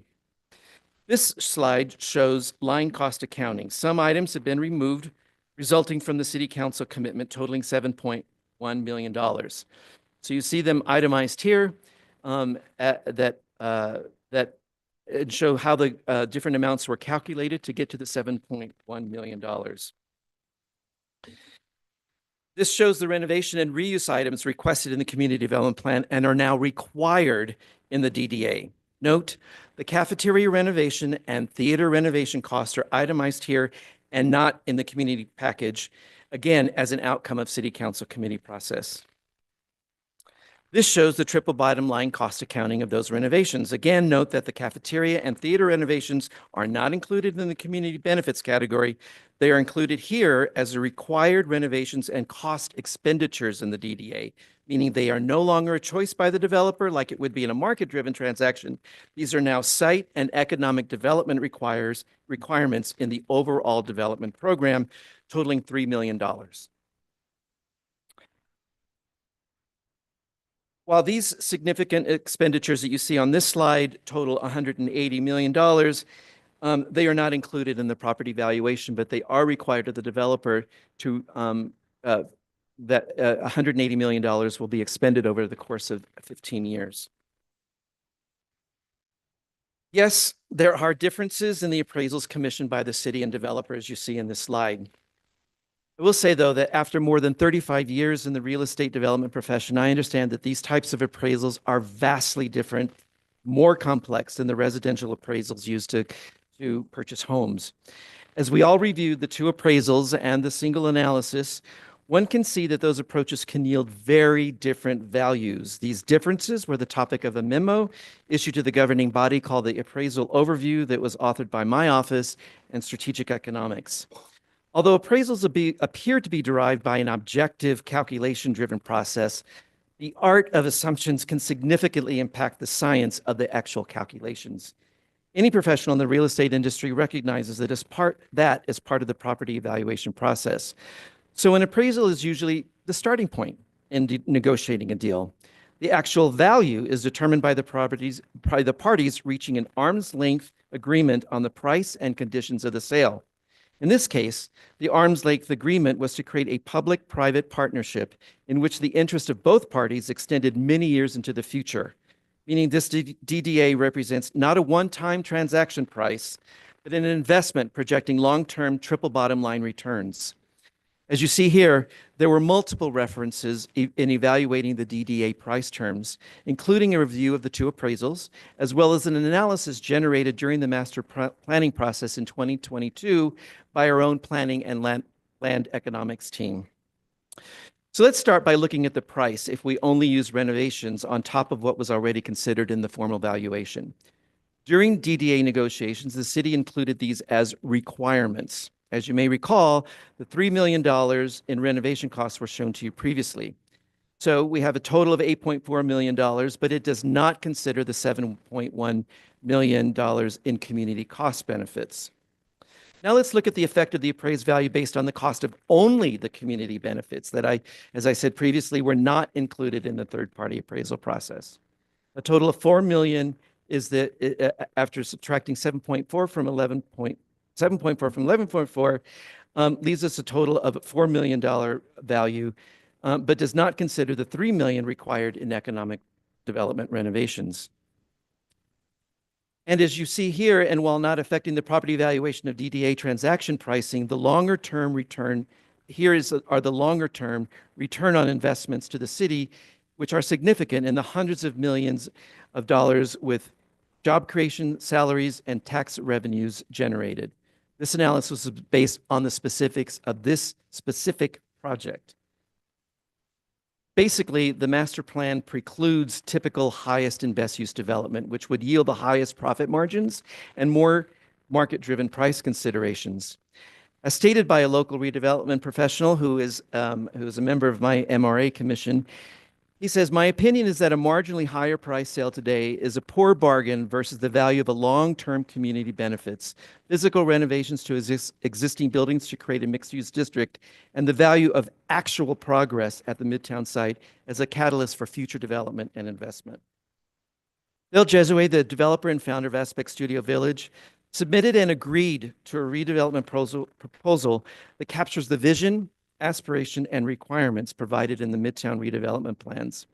What's more, he and his spouse have become part of the film network here in Santa Fe, as demonstrated by his sponsorship of the Santa Fe International Film Festival, the many emails and letters of support from community organizations whose mission focuses on filmmaking and production, film commissioners from the city, county, and state, Native American filmmakers, community advocates, and other residents who do not simply want to see redevelopment in Midtown, but more specifically, they support it because of Phil's proposal and what happens there that it will attract them, that's there for them, and creates boundless economic and community opportunities for them, their communities, and the city of Santa Fe into the future.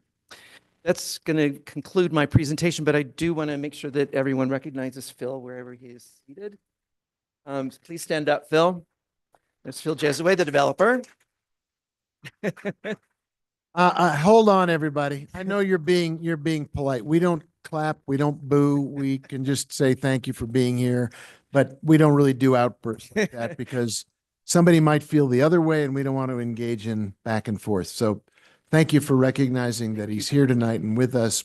I have one more introduction too. I want to recognize Rich Brown, who was the previous director of community development here, who had a huge footprint in the way that these negotiations unfolded.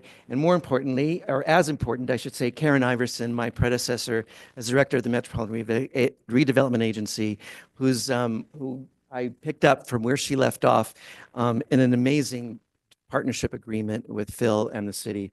So I want to recognize them and thank them for their efforts here. Thank you. Yeah. You're completed your presentation, Yes, and sir. I'm sure you'll get questions after we come back from an executive session. We'll have questions during that, of course. At this time, before we go into an executive session, we'd like to hear from the people who are present or on the Zoom room. The city clerk will keep a 2-minute time clock. Everybody gets treated equally. Please don't clap or boo or anything. If you agree with somebody, that's fine. If you don't agree with them, that's fine too, but we respect everybody's right to speak and be heard equally. You can air clap if you like, or air boo if there's such a thing, but don't, let's keep it respectful and civil. So everybody who would like to speak, who's here, will go to the chambers first, and then we'll entertain people who are in the Zoom room. Please come forward. You can form, if you'd like, you can form a line, or you can wait until there is no line and then come forward. But in whatever order you would like to speak, we'll give everyone equal time and equal respect. So the clerk will keep the clock. If we can put up the timer on the screen, please.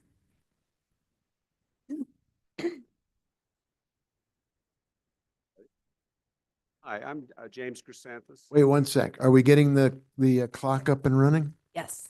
So if you're curious about how you're doing on the time, or you may not be curious, but it'll go off in Oh, I do. it'll go off in 2 minutes, one way or the other. And yeah, please speak into the mic as clearly as you can. Thank you, Mayor. Thank you, councilors. I'm James Chrysanthus, ASC, GSC, American Society of Cinematographers.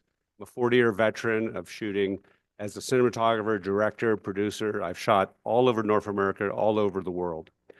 In New Mexico, I've shot on Roswell and on documentaries here locally, and currently on our project with Michael Hansel and Vince Rose here. We're sitting with my colleagues. I'm enthusiastically supporting the Aspect Media Village. This is a development, it's crucial infrastructure that will help Santa Fe for decades to come. We all know great movies have been shot in New Mexico. You don't know how many you've missed that were not shot in New Mexico. There's a lack of studio stage space in northern New Mexico. We all know Albuquerque has a lot of stage space, but not every movie looks like Breaking Bad or, Better Call Saul. I think Santa Fe has missed out on a lot. It's just economically not feasible to bring a big production here if there's no stage space. Movies are generally a mix of exterior and interior. Thelma and Louise would be an exception. But what if you had Thelma and Louise and you needed interior flashbacks of what happened in New York in 1920? You might have to build that. And there's no stage space to build it in, except at this Aspect Village studio. Santa Fe studios are great. I've shot there, but there's only 2 stages. There's not enough capacity. And the capacity of having stage space to base your production is a critical decision that a producer would make. And so a lot of productions have not come here because they've gone to Calgary, Vancouver, Salt Lake City, et cetera. It's the reason why sometimes in California, so many things are shot in Southern California and not in Northern California. There's no stages up there. There's a tax break, no stages to support the production. It's show business. There's many positive aspects that were just by our previous speaker. I think aesthetically, that's one of the important aspects of this project. I've worked in many soulless industrial parks, and this is not one of them. Thank you. Mr. Mayor, councilors, my name is Ray Landy. I'm a citizen of Santa Fe, and I'm also a trustee of the Santa Fe Art Institute. And your decisions tonight will have a secondary impact on Midtown. In terms of raising capital for the Midtown Arts and Design Alliance, and we appreciate your approval of the extension of the ENA. We heard from so many donors, over 45, that there was a concern about investment in Midtown when nothing was happening in Midtown. So your decision tonight will have significant impact on our ability to raise funds. And we hear that over and over again. And they know that the city is going to support something, not require renegotiations, and approve something that is so significant for Midtown and for the city. Will be important to them. Secondly, as someone who spends a lot of time in Los Angeles, and as I drive around Burbank Studios, as I drive around Hollywood, the parking lots are empty. The film industry is really having a tough time now. And the fact that this developer is staying the course here to benefit us, it'll come back someday. The fact that he's staying the course when the industry is so in such upheaval right now is really a benefit to us. So wholeheartedly support this approval of the DDA. Thank you. Thank you. No, we're not clapping. We're not booing. We're just listening. Thank you. Mr. Mayor, councilors, I'm David Perez. I'm appearing here today as the Vice Chair of the Economic Development Advisory Committee. We have discussed this matter on several occasions at meetings. Mr. Hernandez presented last week. It was a robust analysis, as I'm sure you've seen. The committee voted unanimously to approve the project. I asked the councilors to think strategically and 10 to 25 years in the future about what your decision means here tonight, and to help really create a vibrant Midtown campus that goes far beyond Midtown, but has impacts beyond Santa Fe, the state, and truly the world. I've studied the details of this project and walked the site several times with Mr. Gezaway. We're fortunate to have him leading this project. He's smart professional, creative, very community-minded, and able to perform financially. He's embraced our city and engaged with members of the film and business community, and he's committed to Santa Fe for the long term.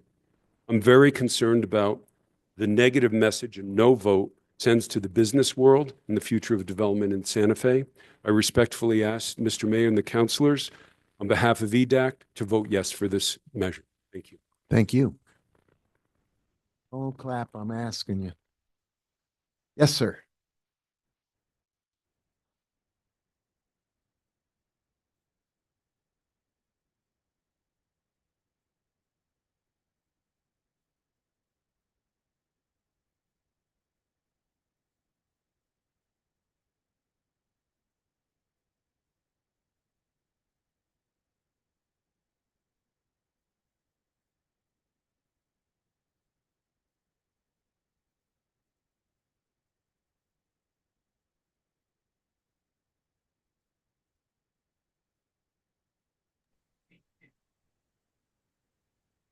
Mr. Mayor, I'm not able to hear him.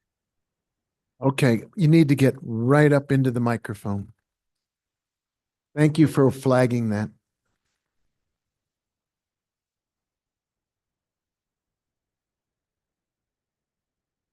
Let's try this. All right. Oh, good. Technology. Unfortunately, few initiatives over the nearly last decade have made any progress in building the fundamental for such developments. I engaged with the community open house event on Midtown campus several years ago to provide community input, and as a Santa Fe Community College governing board member, have long had an interest in developments adjacent to the college's higher education center. And recently I heard a presentation of the aspect proposal as a member of the City Economic Development Advisory Committee. The current aspect proposal, the only response to the city's search for an interested developer, has now been in the works for over a year, and it presents us with a long-term vision for the development of the film and digital entertainment center, as well as housing and community cultural and educational places. It's a good deal for the city. There are concerns that we are selling the property at too low a price and the community benefits are inadequate. Not easy things to measure, weigh, and compare, but they have been discussed. City staff have done due diligence, and there are no competitors in the wings. Not sure what a perfect deal would look like, but this one surely looks to be a pretty good one. Thoughtfully, carefully reviewed, and with a proposal in hand, ready to go. Midtown campus is a long-awaited development, and it's time to move ahead. Let's approve this deal and then monitor its implementation carefully to get the best from it. Thank you. Thank you. Gave you a little bit of extra time because you had to wait for the mic to work. Yes, you have the floor. Mr. Mayor, councilors, good evening. I'm Dr. Jim Wysong, Academic Dean, Santa Fe Community College. I oversee the College of, or the School of Arts and Design at the college, which encompasses our film program. And I'm here to testify to you about our relationship with Philip and his team and the work that we've been doing since the fall of 2022. I think each of you are in receipt of a letter of support from my boss, President Dr. Becky Rowley. I'm going to echo some of those comments and expand upon them.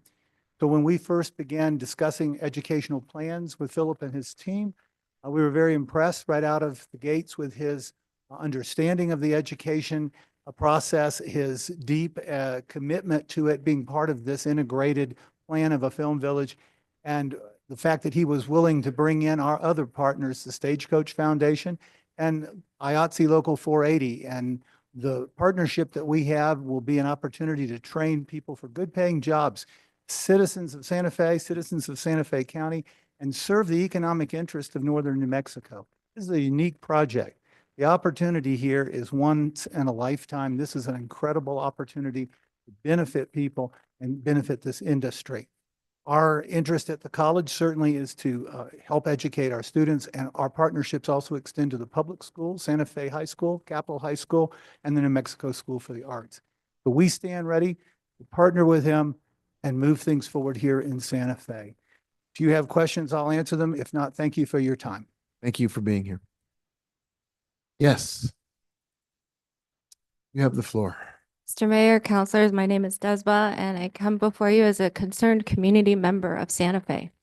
I'm born in Santa Fe and I live in Santa Fe, and I'm concerned about this development moving forward. A little bit about me: I am in the service industry as a licensed massage therapist. I'm also a former government worker for the Navajo Nation, so I'm very familiar with the process of trying to get something moved and pushed ahead. I am also an educator trained as a Montessori early education teacher, and I've also taught at the college level. The reason why I'm concerned with what's going on here is for the future of myself and my family, for the future of my community. What I gained from entering into the film industry on a whim was I found my actual chosen family. I found a great plethora of people who are there at the ready, who know what the commitment to getting a project done and on time is like. The artistic endeavors that is made there. I didn't grow up with a role model like I am trying to create for myself, for my community, for my daughter. I go to different elementaries, I go to the junior highs, I go to the high schools, and I tell them of the opportunities that the film industry has created for me.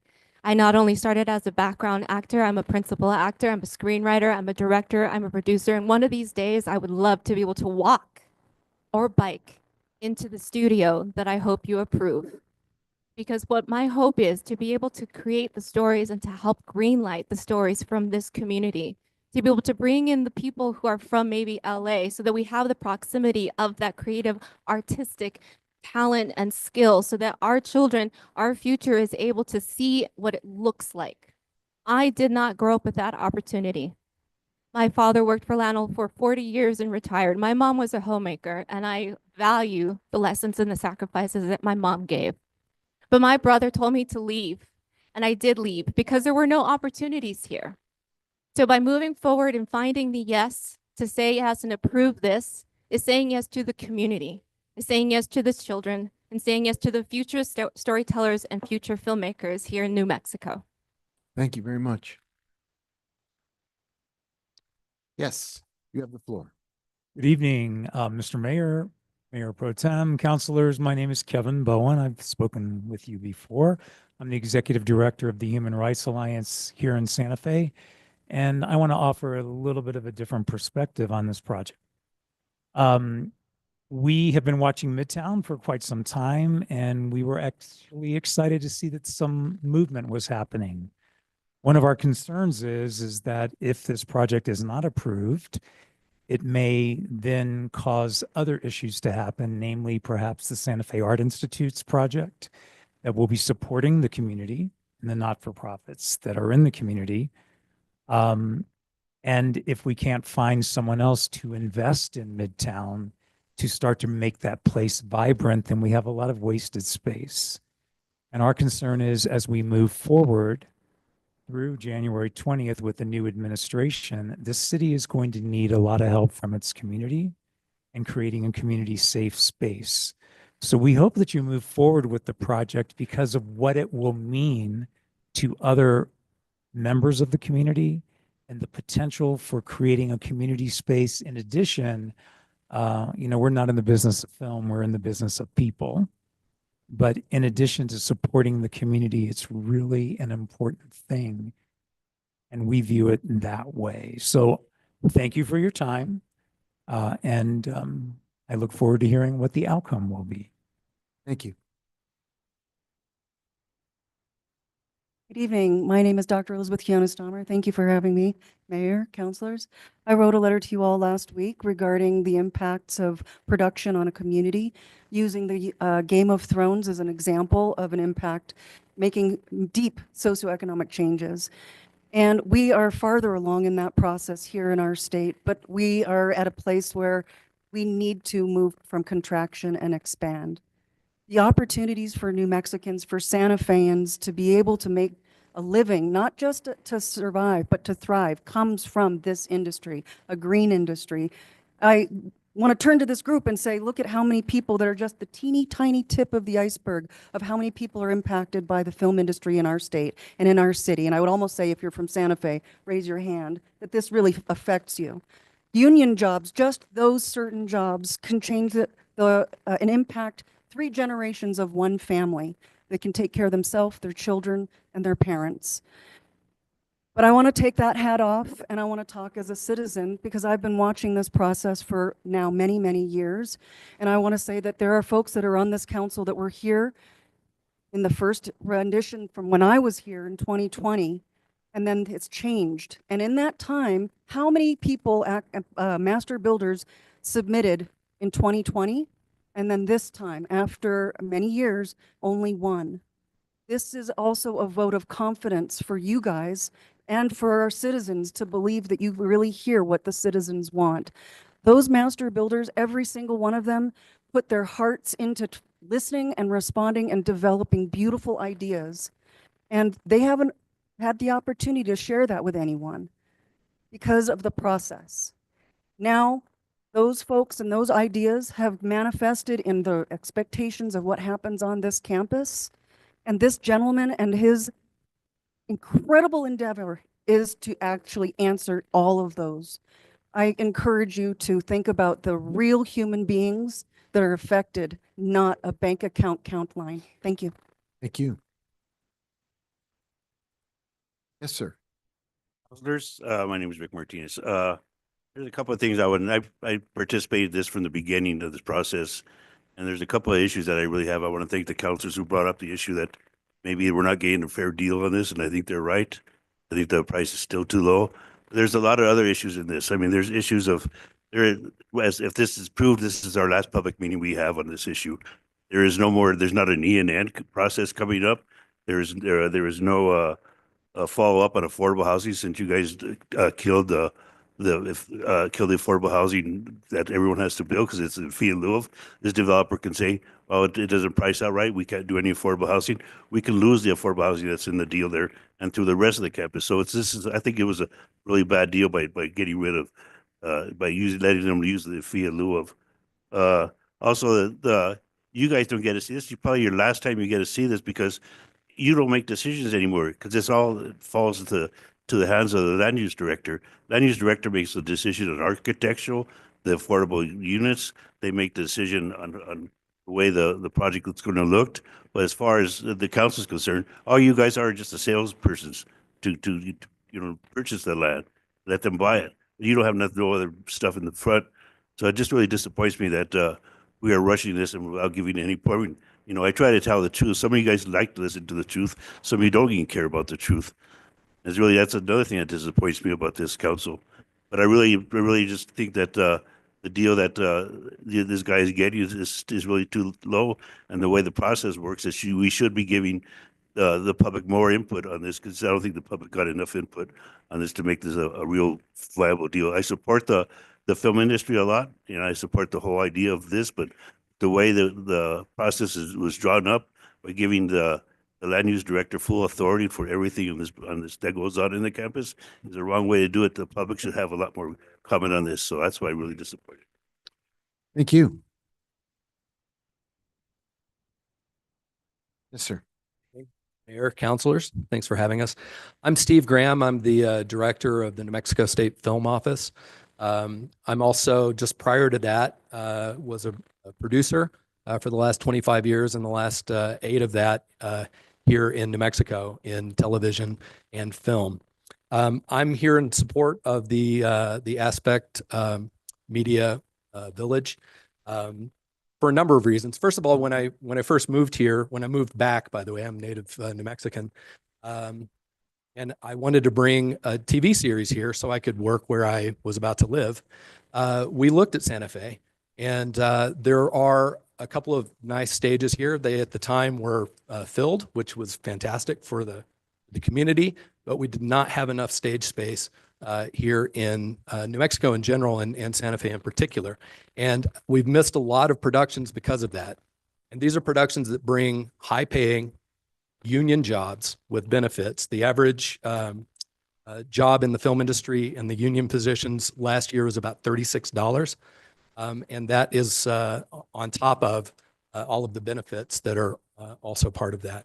So I've watched people in my employ grow from a PA up through the camera department, for instance, and be able to buy a house, to buy a truck, to raise a family, and to build a life here. And it's, I've been part of the RFP process of the early developments of this project. I've watched it pass us by and lie fallow.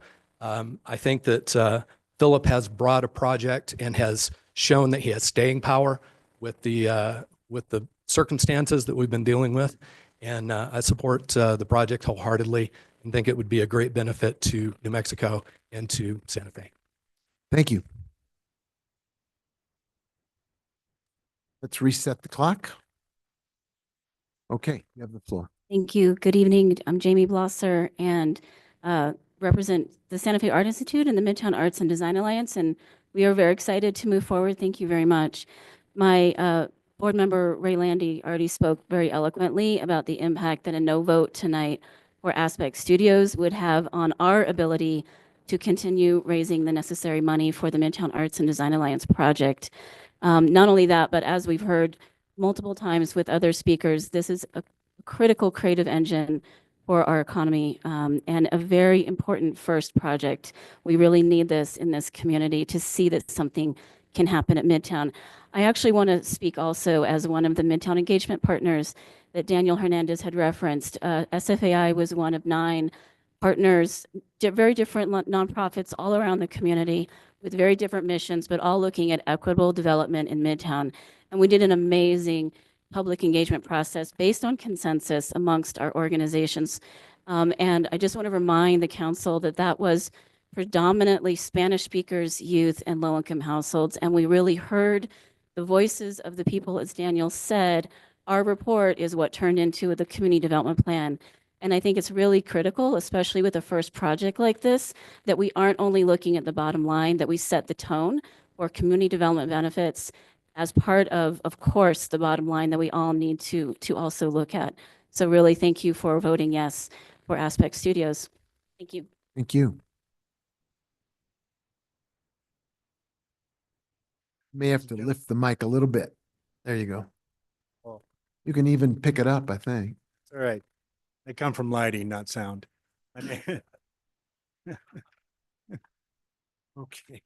My name is Stephen Mullen. I'm the International Alliance Theatrical Stage Employee Business Representative for Camera Local 600. And next year I'll be taking over the Local 480, which represents all the other crafts. I've been a member, an original member of Local 480 for the last 35 years. I'm part of the film industry here for 40 years. The show is Silverado. And when we first filmed in the Greer Garson Studios, it was City Slickers.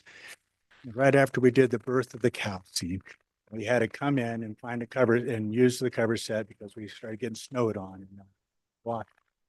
That really changed the industry here in New Mexico once we got to Greer, which was the first sound studio in New Mexico. As a result of that, we were able to bring shows here because I can go through the litany, but it would take too much time. And it allowed my colleagues and fellow Santa Feans who are artists, craftsmen, who are starting to struggle, finding a hard time to stay here. It's getting more expensive. This allowed a lot of them were artists. And so it wasn't just that they were only film workers. They were artisans, they were craftsmen, they were cosmetologists, estheticians, electricians, carpenters. It really enhanced the value of Santa Fe. And it fit perfectly with the art community that we have established here for years. I think the development of this Aspect Studios will only increase. We've heard people say a lot of these companies, they want to come here. They just can't. We don't have the space. 2 stages by their presence, not enough.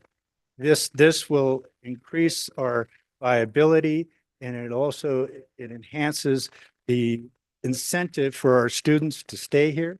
I've now seen 3rd generations of people that used to have to leave, go other places, be able to stay here. I don't think we can really quantify the value of that this studio will bring, nor really the amount of money that they're going to have to put into the development space. It is well worth the investment. I think Santa Fe will benefit. All of northern New Mexico will benefit as a result of this. Thank you for your consideration. Hope you approve this. Thank you. Yes, sir. Good evening, Mr. Mayor, councilors. My name is Richard Chosky. For 17 years, I was the executive director of the nonprofit that built the commercial portion of the rail yard. I was also recently appointed as a commissioner on the MRA. Midtown today is reminiscent of where the rail yard was in 2006. It was a visionary project that could be great, but needed a catalyst to convince the private sector that the project was actually going to happen, that the city was going to make the investments it had offered. Midtown's catalyst is the Aspect Studios DDA that is before you tonight. I ask you to look forward a few years. You want to see the infrastructure completed. You want to see a center for employment and housing, or more of what exists today. I have a unique perspective because I started with a project that looks very much like what Midtown looks like today. For the first time tonight, you have you have a project before you that is achievable with a willing and well-financed partner. Activity begets activity, and investment begets investment. I think it's critical that this particular project move forward because it will hugely impact how the private sector, the investment community, and everybody in Santa Fe sees the viability of Midtown. So tonight, I would ask you to, one more point. If at the rail yard we had yielded to the critics and the naysayers, rail yard wouldn't be done today. We had to overcome a tremendous amount of opposition in the community. And fortunately, we had the support of the city and the support of the business community. Please have the vision encouraged tonight to approve the project. I think it's the best thing for the citizens of Santa Fe. Thank you. Thank you. 1 second. Reset the clock. Okay, sir, you have the floor. Hi, everybody. I read Richard's letter. We need your name for the record, sir. Earl Potter. Thank you. I like many of you, I read Richard's letter that was circulated earlier this week. I thought about myself, what should I talk about? He really covered the waterfront. His experience is 18 years with the rail yard. Resonate with all. Mr. Mayor, I'm sorry to interrupt, but I just want to remind everybody to just try to be close to the mic consistently because some of the is that speakers are better? going in and out. Yep. Okay, Thank sorry. you. All right. So, I wanted to let you know I've got a new career.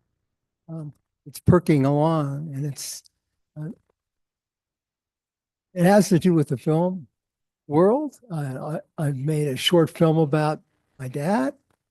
I made a film about our Five and Dime company, and Potter Pictures is currently completing principal photography on a documentary about the School for the Arts.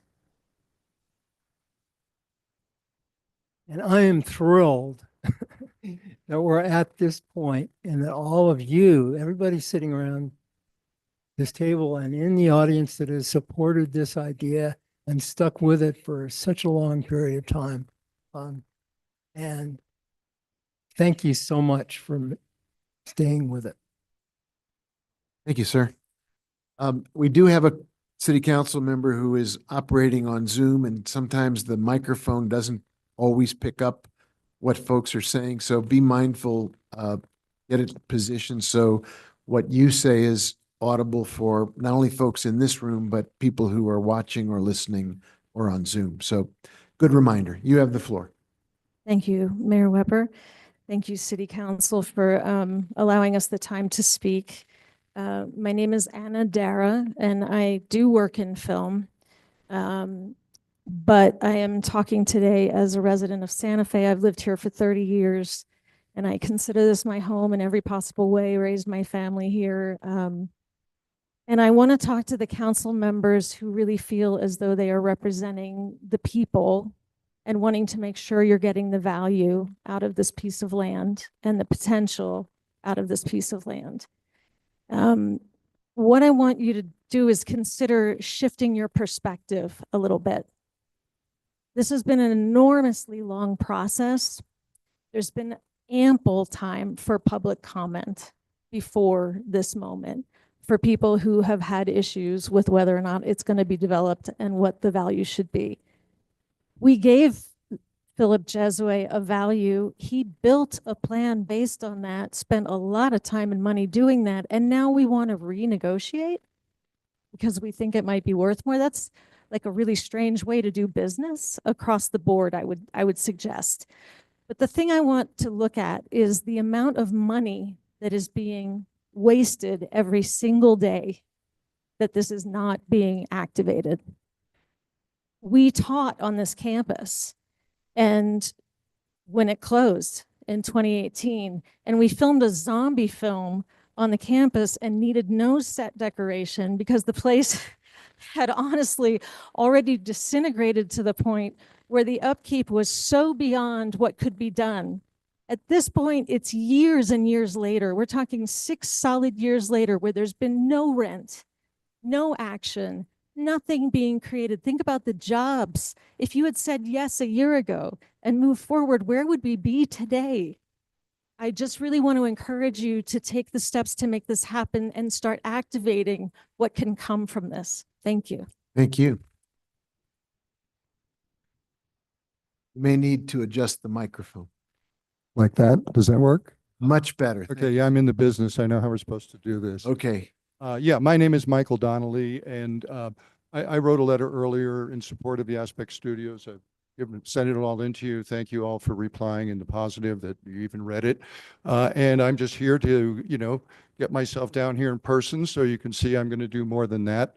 I've been a professional in the motion picture industry for more than 50 years. I have created innovative advances in programming, community programming, outreach to education. I've curated collections of film for UCLA, and I've done most of this in Los Angeles. And I've created an international reputation for myself and for my works.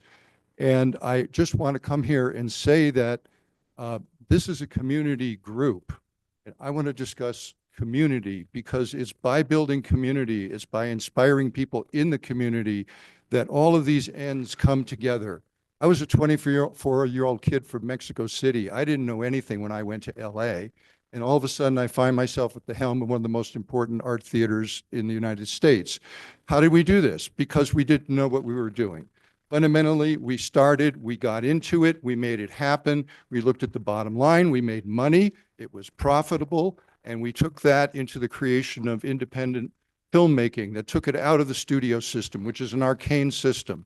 We have a studio here, we have a community here, we have young kids here who want to learn, who want to work. Other people have addressed the union and the triple bottom line component of this entire operation. I thank you for your curatorial work on this plot of land that just sits fallow in the middle of our community. But I do think of the kid who's going to live in that house, who one day is going to walk by a movie studio, see some guy do something amazing, go to the movie theater, see that movie, and walk away and do something great for our community that's going to resonate not only here, but around the world. Thank you very much for your time and your work. Thank you.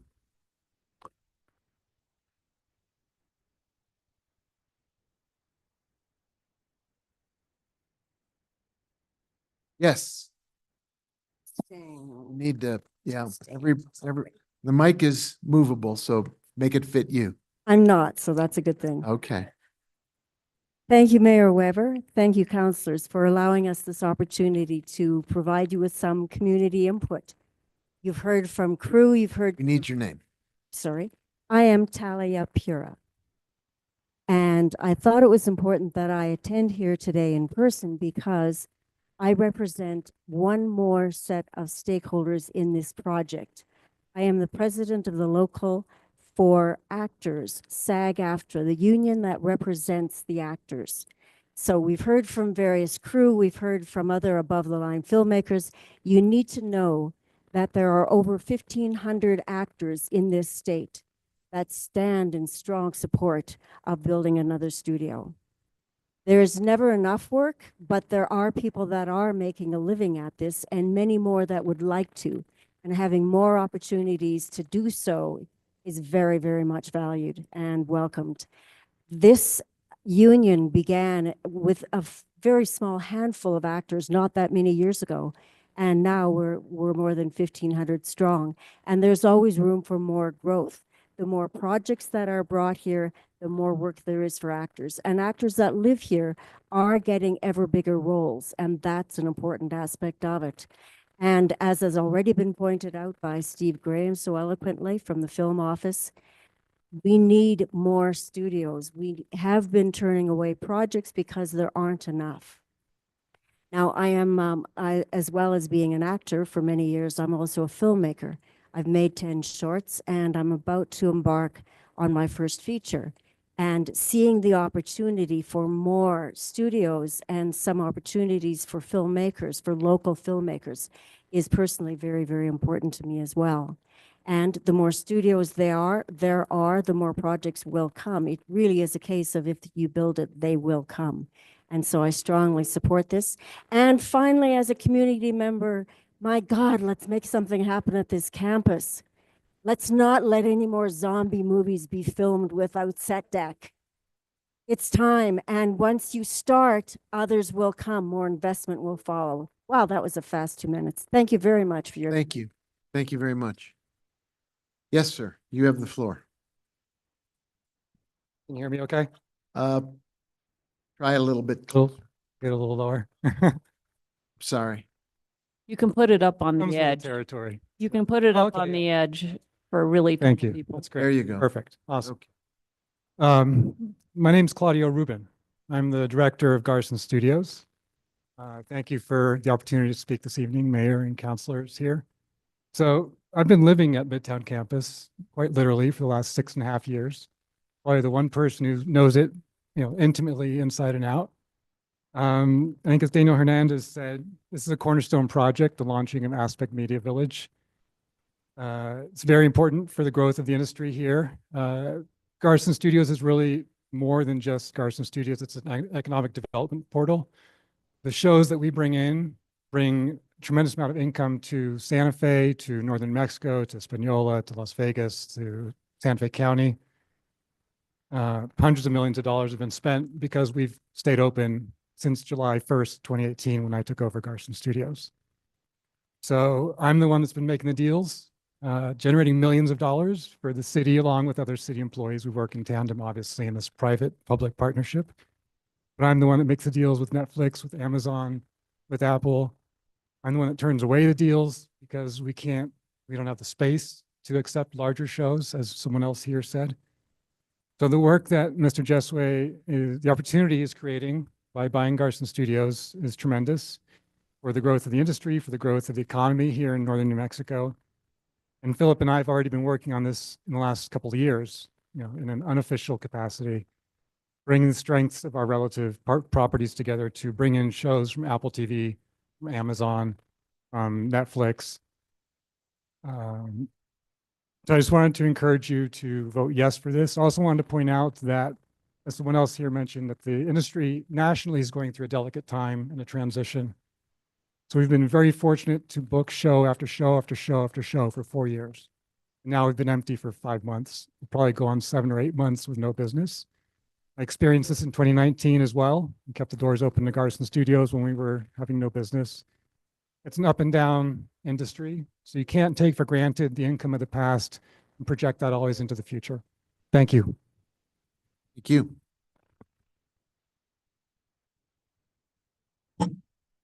Hi, Mr. Mayor, councilors. My name's Lizette Bailey. I'm executive director of the Santa Fe International Film Festival, born and raised in Santa Fe. And I just want to take the time to tell you guys about the community impact aspect Media Village will have on Santa Fe and what it's had on us. I think a lot of times you read the dreaded New York developer, right? But Mr. Jesway isn't quite like that. With the festival, he's been extremely supportive, even prior to the deal with possibly happening with the city. He came into Santa Fe and saw the potential of the film festival. And when everybody got a little starstruck with Sundance maybe coming here, Mr. Jesway stood with us and said, why would you do that when you have a great homegrown film festival here? Why would you go and try and bring something from out of state when you have it right here? And so that doesn't seem like your typical New York developer, does it? It's somebody who really has been part of this community and has wanted to be part of this community And I think that that can really show with what he wants to do with the screen and give it to community partners and open it up again, which has been shut for about 6 years. And for us, that's been major. That's stopped the festival from being able to grow into Midtown, be able to grow further from the theaters that are primarily downtown. So as we look to what is possible here, I think that it's really looking at what's been happening for community partners like the Santa Fe International Film Festival and our nonprofit, the Santa Fe Film Institute, the Santa Fe Art Institute, and how this developer has really looked to engross himself in the community rather than just being a developer that builds and leaves. Thank you. Hello, Mayor and councilors. Thank you very much for having us tonight. My name is Gay Dillingham. I have lived in Santa Fe and loved Santa Fe, this community, for 38 years. I echo much of what many of my colleagues have said. And it's beautiful to see how cohesive we are around this human being that is a developer. Lizette also said some of what I was going to, relative to, I was involved with the selection committee as well, and I didn't know Philip at that point. So on paper, I voted yes. And then I got to know him, and I started introducing him to Santa Fe Community College, Stagecoach Foundation, everybody, and he embraced genuinely and brought them in and wanted to learn. And this, my concern is that if we somehow let this opportunity go, and it would be tragic, because this is someone that is very community minded, and it's not your average developer. So I just want to echo most of my colleagues and say thank you all for being cohesive around this vision for our city. Thank you very much for your time. Thank you. Hello, Mayor and Council. My name is Scott Guerin. I moved back here 2 years ago. I lived here 30 years ago. I'm a longtime filmmaker, writer, producer, director, mostly in Los Angeles, working with all the broadcast networks, with Columbia Studios, Warner Brothers, with Peter Guber, with Steve Wynn. I've made films with Dick Clark and series with Dick Clark and even Johnny Carson. All this to just say that I have a deep knowledge of the film industry, acquired over a 40-year career. Now, we've all heard the benefits of Aspect Studios and the Aspect Media Village in terms of the community, in terms of education, in terms of culture. So I just want to address what's come up with respect to this purchase price and the appraisal and the issues surrounding that. One, in the considerable time that has passed since Mr. Jesue bought the tennis center and initiated the larger project of Aspect Studios, the film industry has declined close to 30%. So if you do not approve of this endeavor, the likelihood of another studio or production company coming in to develop the Midtown complex is zero. It's not going to happen. You will end up with the Midtown 10 years from now, 15 years from now, with nothing on it. If you open this Midtown project up to developers to develop other kinds of real estate or other ventures, of what benefit to the community is that beyond the nominal price difference of the purchase, if you're able to obtain it? It certainly in the long run doesn't pay off. It doesn't offset that difference. And third, much has recently been said about the purchase price not being high enough.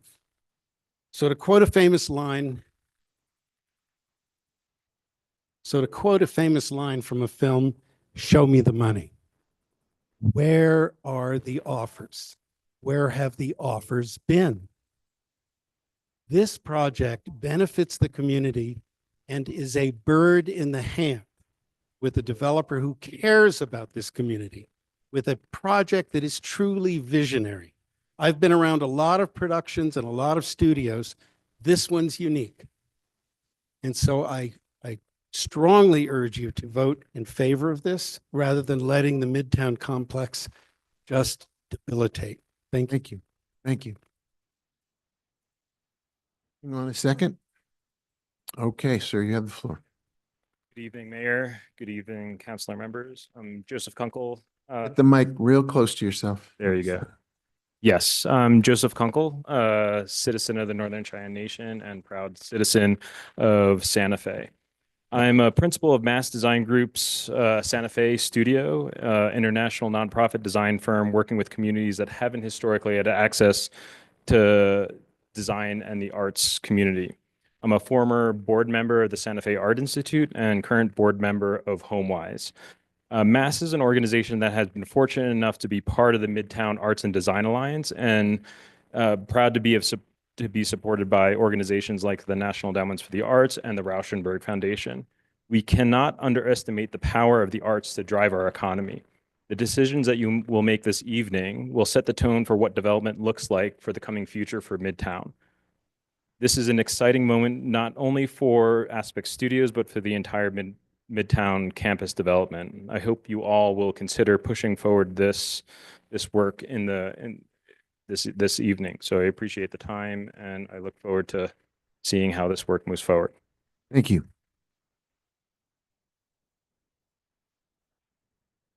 Yes, you have the floor. Yes. Good evening, Mayor and council members. I'm coming at the 11th hour before the strike at midnight instead of Zorzoba and Mr. Gloom. But I am Dr. Gino Dean.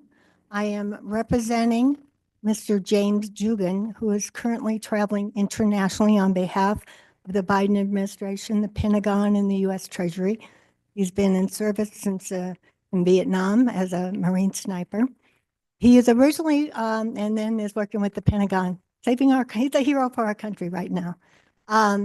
He grew up in Flagstaff, Arizona, and he is an elder of the Chiricahua tribe of Geronimo fame. And his uncle is the chief, the 106-year-old chief. Chiricahua had this land before the Spanish-American War. Mr. Dugan is investing in property in the Santa Fe area. I've made him aware of the Midtown district because he was so busy with other things, so he's just now getting to it. He's a master builder. He has the financial means to purchase the whole 64-acre campus. He could be a competitor to Aspect Studios or a collaborator. As a master builder, he's done infrastructures for countries such as Indonesia, Africa, South America. He's built homes as well as airports, a museum that will rival the Louvre. So he is very interested. I've met briefly with Daniel Hernandez. We've set up a conference call with him tomorrow with Mr. Dugan. He would be more than willing to align with the master plan that the city has lined up for all the needs for affordable economic development. He's currently building 1,500 schools in Uganda.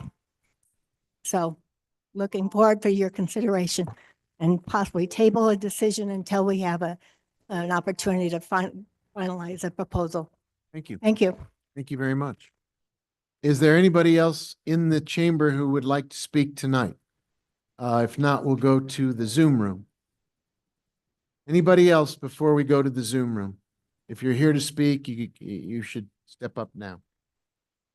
Okay, very good. Madam Clerk, we have people with hands up in the Zoom room. Yes, we have 3 attendees. If we could promote them to panelists.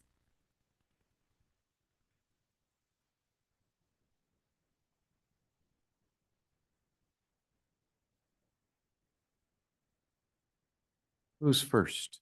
We can start with Aaron Griego.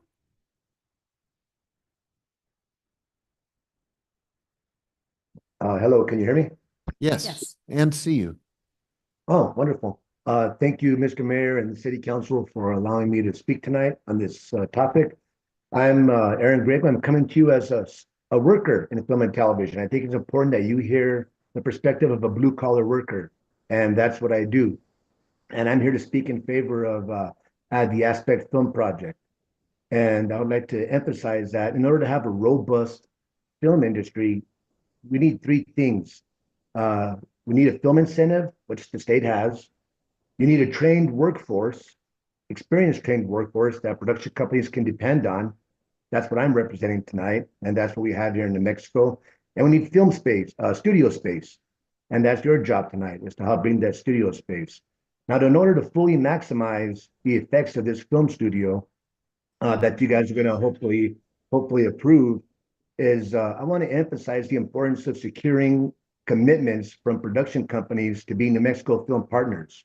These partnerships are crucial for our long-term sustainability and growth, as well as for maintaining a highly trained and experienced workforce here in our state. Okay, California is currently introducing legislation to increase their film incentive in order to stop the film jobs from leaving their state. Okay, to remain competitive and retain our talented workforce, your economic development team should be focused on recruiting long-term partnerships directly with production companies. When production companies commit to being New Mexico film partners, they can bring consistent work opportunities for local film professionals.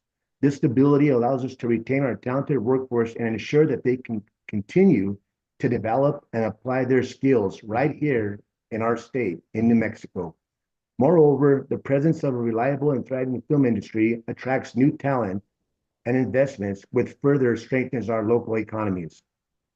By fostering long-term partnerships directly with production companies, we can depend on a vibrant film industry that provides substantial economic benefits, enhances our state's reputation. I'm as a sorry, we've premier got, film the chime is destination drowning you out, and sir.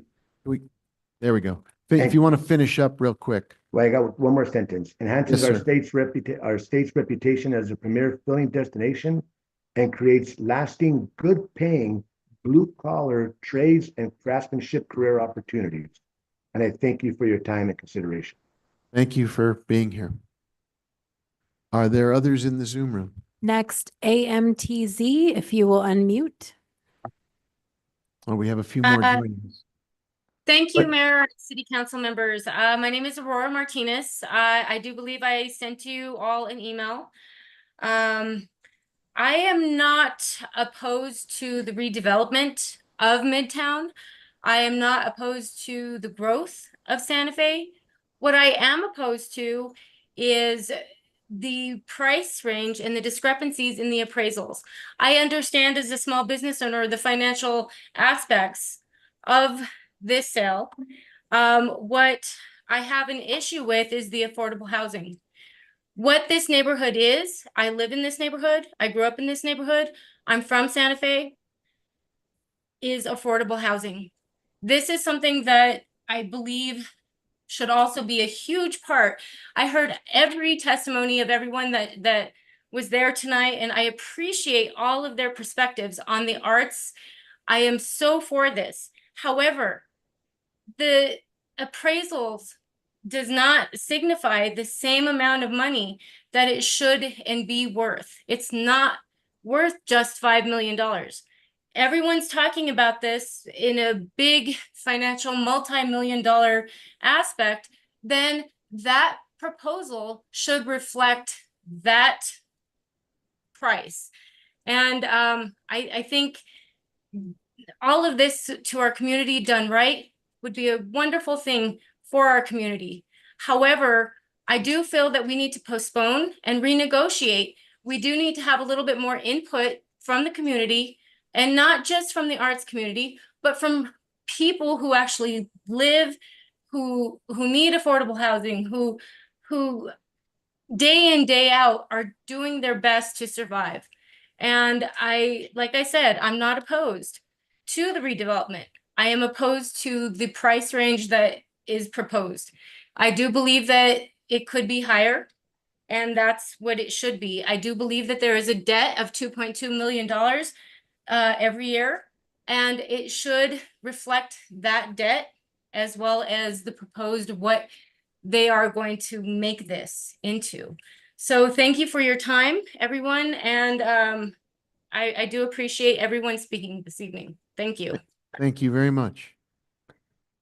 Next, Miss Stephanie Benenato, if you'll please unmute yourself. Yeah, can you hear me, please? Yes. Yeah. Okay, great. I'm not going to repeat a lot of what Ms. Martinez said, but I'm in agreement with most of her statements. It's about the actual price, I know this is the only bidder, and I am tired of seeing nothing happening at Midtown campus. But I am really concerned or interested in several things, which is the percentage of this development compared to the total. I understand it's 11 acres to 65 acres. But how much of that is going to be devoted to affordable housing? And does that mean it's really open to the community, not just to people in the film industry who, according to everything said, will be earning a good wage higher than many other people perhaps in town? And how much of the total development that is of the whole campus is going to be affordable housing compared to what is being offered here?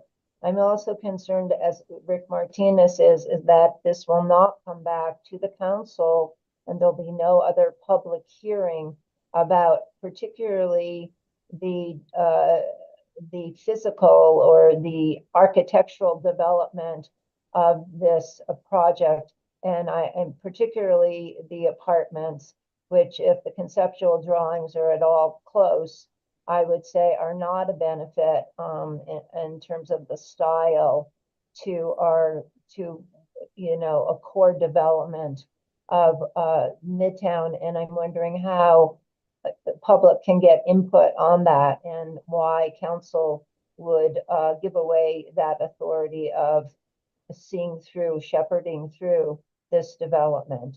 And I would appreciate if one or some of you would ask some of these questions. Thank you. Thank you. Madam Clerk? Is there anyone else who would like to raise their hand? I see Alexandra Ladd. If she could be promoted to a panelist, please.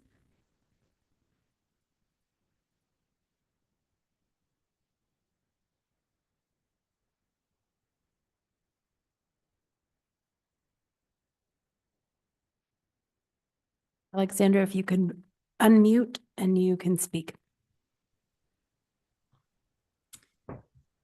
Thank you. And hello, Mr. Mayor and members of the council. Nice to see all of you.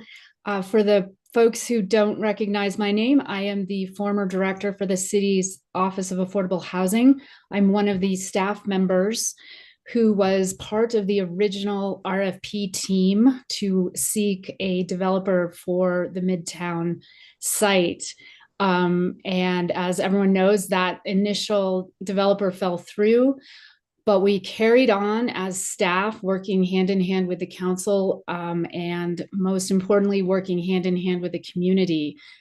We innovated a very unique, I think, to Santa Fe at least, a process of community engagement where the community members themselves led the engagement. And what we heard and what we participated in, we all came to an understanding that what our community wants for this site is a place where everyone feels welcome, where everyone, no matter their income, no matter who they are, no matter what language they speak, they can come to this place, they can have opportunity, they can get jobs, they can get training, they can recreate, they can enjoy the outdoors, they can be entertained, they can eat at a restaurant, they can enjoy cultural events, they can just be there. And I think this project knocks it out of the park, checks all of those boxes. I encourage the council to embrace this as the catalytic project for Midtown. All of the, and I understand the concern that somehow the city's not getting its worth out of this, but I want to assure you that from a developer's perspective, there's so much risk involved, and this project will sort of pave the way for everyone else to show how the affordability component here can be subsidized by the market component. I urge you to approve this project so that we can all see the fruits of our many, many hours of past labors and I am speaking for my experience as a city staff person. But I'm also very excited as a member of the public to have an asset in the heart of our city that is a place where I can go to play, work, and enjoy myself. So thank you. Thank you. Others in the Zoom room? Would anyone else like to raise their hand? Seeing no one. No one in the Zoom room wants to raise their hand, so I assume that completes that segment. Is there last opportunity, if you're here in the chambers and you haven't had a chance to speak, take 2 minutes to speak to address this issue before we break and go into executive session. Please do come forward and have your opportunity to have your voice heard. Please step up.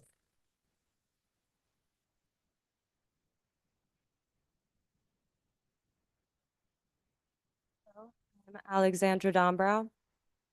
I am just starting in the industry, but I have lived in Santa Fe for about 4 years now.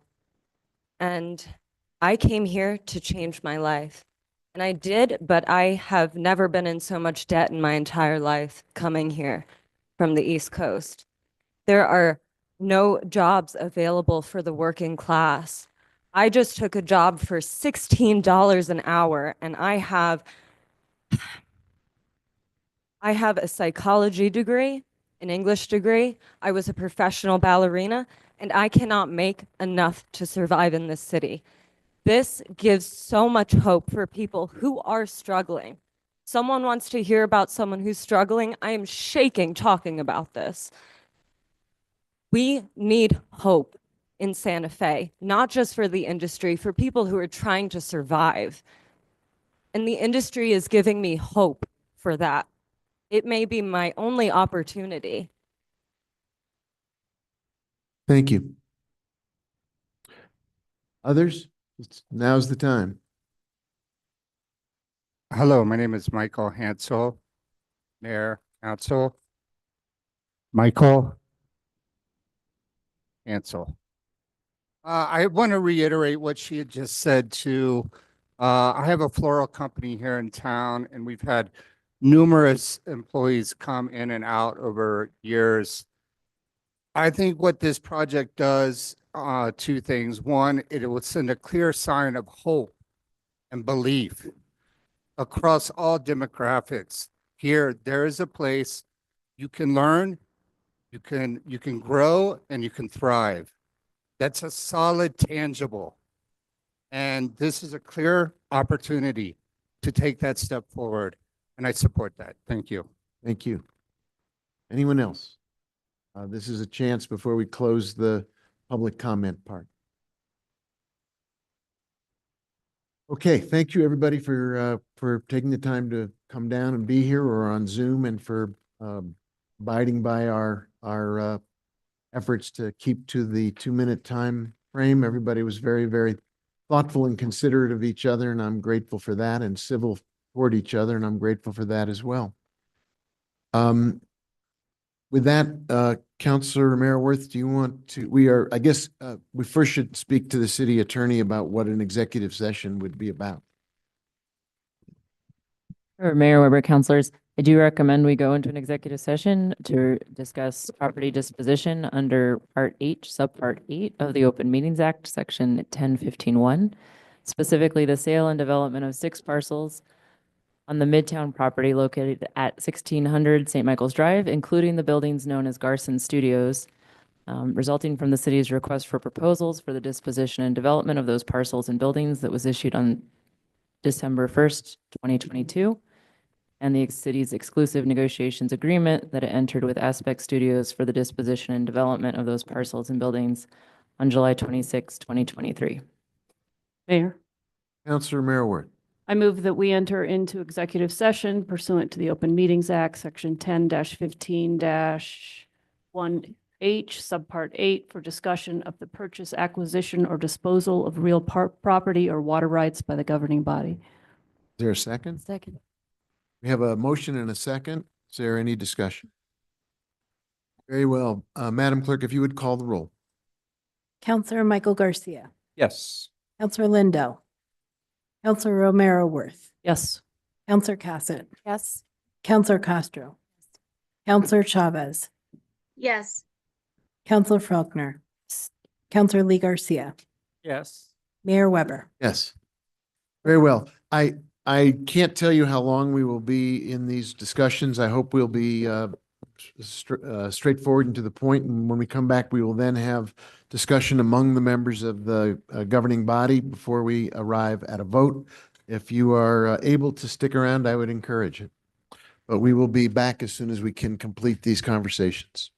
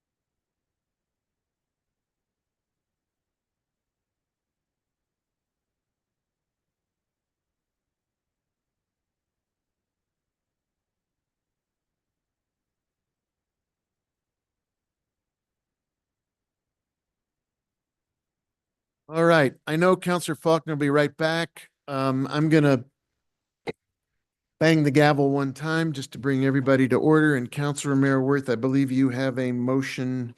And we also have to make sure, and there's Counselor on the Zoom, so we're back all together. Mayor, Yes. pursuant to the Open Meetings Act, Section 10-15-1J, I move that the governing body reconvene an open session and state for the record that the matters discussed in the closed session were limited to those specified in the motion for closure. Second. The motion, and there is a second. Is there any discussion? No hands are raised, Madam Clerk. I know Counselor Faulkner will be back, but in the meantime, why don't you call the roll among those of us who are here? We have a quorum. Counselor Lindell. Counselor Romero-Worth. Yes. Counselor Cassett. Yes. Counselor Castro. Yes. Counselor Chavez. Yes. Counselor Lee Garcia. Yes. Counselor Michael Garcia. Yes. Mayor Weber. Yes. Motion passed. Thank you.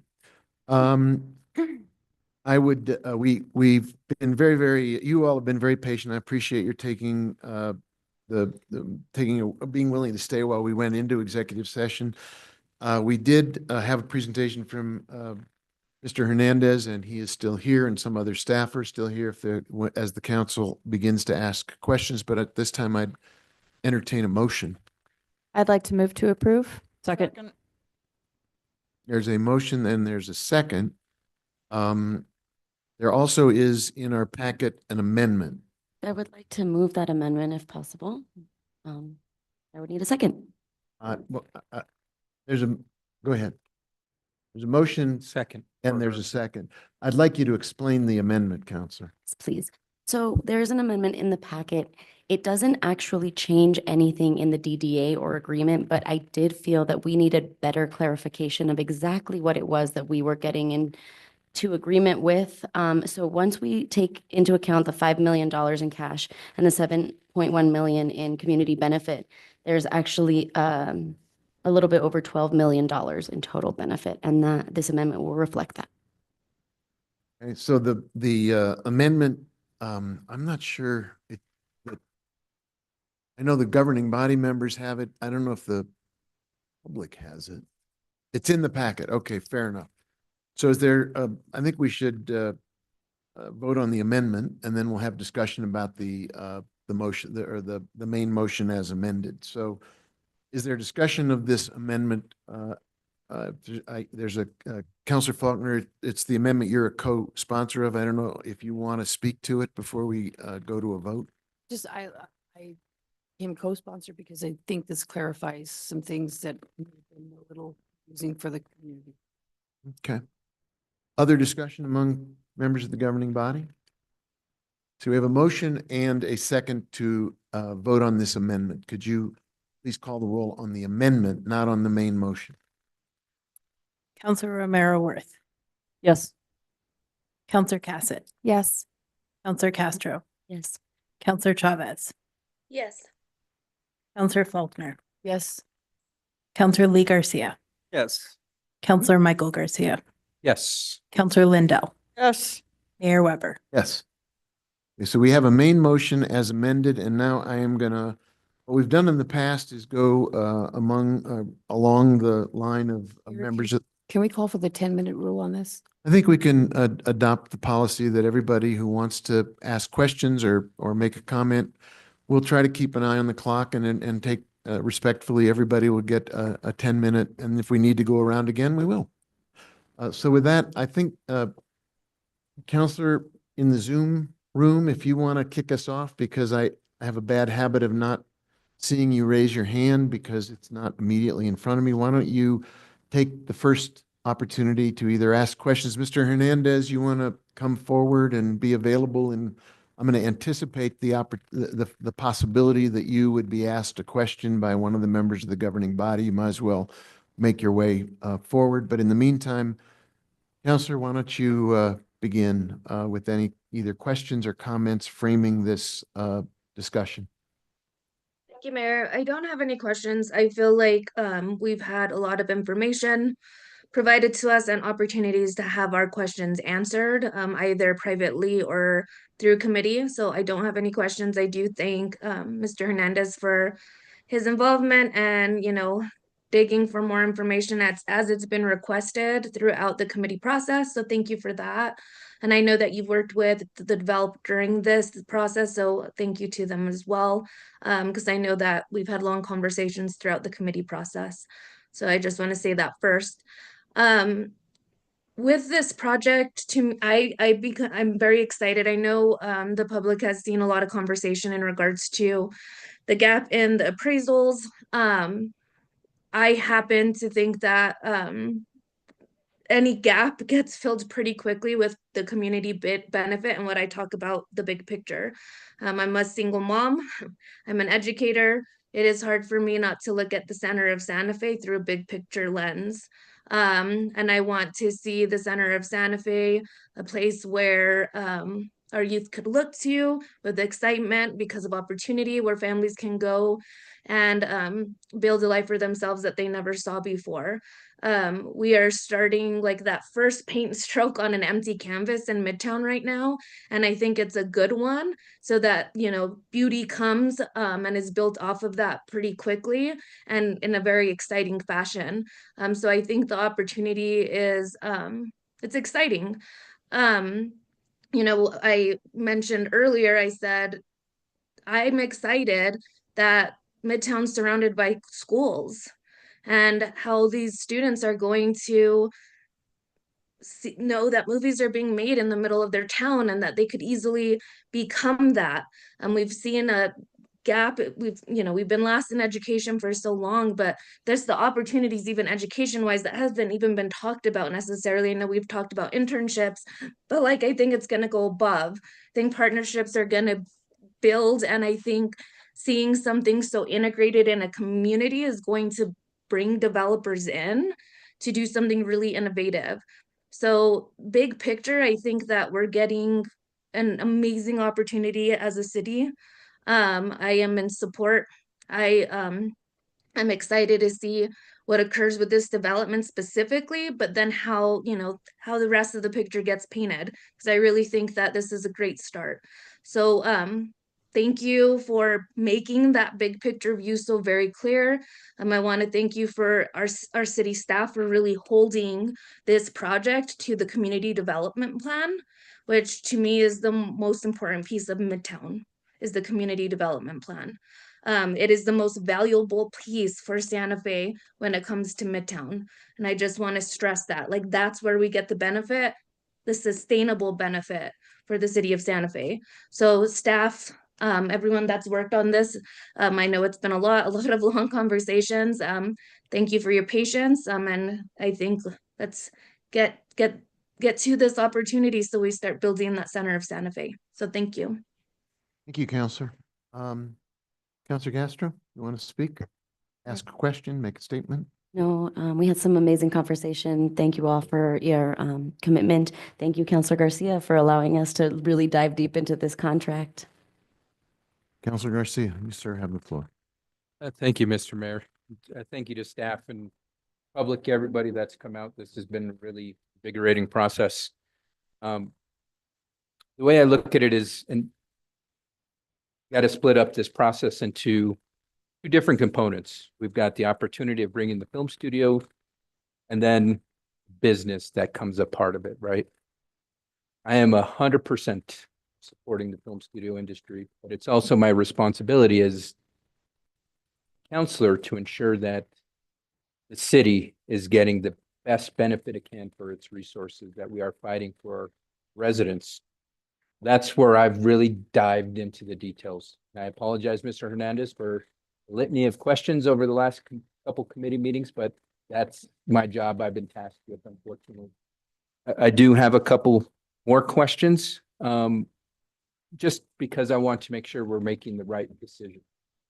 I know that throughout this process, there is a plan to develop this property over a number of years, and the city will retain ownership until that is fully developed, if the plan is fully implemented.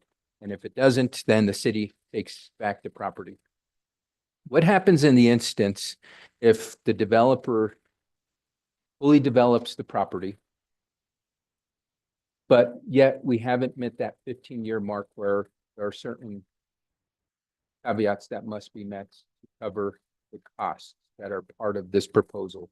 Would that follow with a new purchaser, or does that have to be paid out by the proposed buyer? What happens in that scenario? Because I want to make sure that the city is covered. The requirements of the DDA carry with the property, or whatever the requirements are within the DDA, they carry with the property, no matter what the ownership is. Okay. I just want to, again, make sure that these community benefits just don't go away if there's a new purchaser. And I think that is important, because that is half of the deal here, is this community benefit. And I think, some of the community benefit, you can easily attach monetary value to it. Some of it is, it's one of those things where you see it and you feel it, but you can't put a value to it. And I think that is the hardest part to really encompass, but I think it's one of the most important parts, given the lack of presence on that campus, the lack of activity due to the absence of a school in that area. And I think that is one big reason why I would support a major project such as this moving to Midtown. But again, I'm tasked with the job of ensuring that we are protecting the resident. The last question I got is, because there are certain community benefits that did not have the monetary breakdown, such as Garson buildings, the demo of buildings, solar installation, and the EV charging stations. That one's got a breakdown. More so the demo and solar panel. How do we arrive at those numbers, and can we guarantee that that is an actual cost? Because if it's less, I'd like that to be reflected, but if it's more, I would also like that to be reflected as well. So how do we arrive at those numbers, and can they be justified? The numbers were cost estimates that were provided by engineers.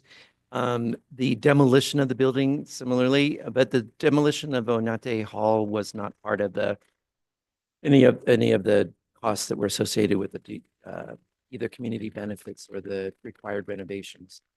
That just was not included in there. Part of the DDA requirements, though, is part of phase 1 development. But there was an analysis that led to these numbers. It just wasn't, hey, we think it's going to cost 1.1 million to demo these buildings. I don't think we actually calculated on that, Holland's any or gas. Oh, the gas. Yes, no, that was also engineer generated cost estimate as well. Okay. I think those are all the questions I have, Mr. Mayor. Thank you. Thank you, Counselor. I think it's your turn, Counselor Lindell. Thank you, Mayor. Thank you, Mr. Hernandez. Thank you, staff. Mr. Hernandez, I've been tough on you over the last few years. I was fearful they were going to throw dirt on me before we moved dirt on the campus. So I had an urgency about this. And I certainly took that out on you numerous times, but I also have been concerned at what that campus costs us every day. Everyone's heard me say it. It's $10,000 a day. And this is a move in the right direction. Jobs, jobs, jobs.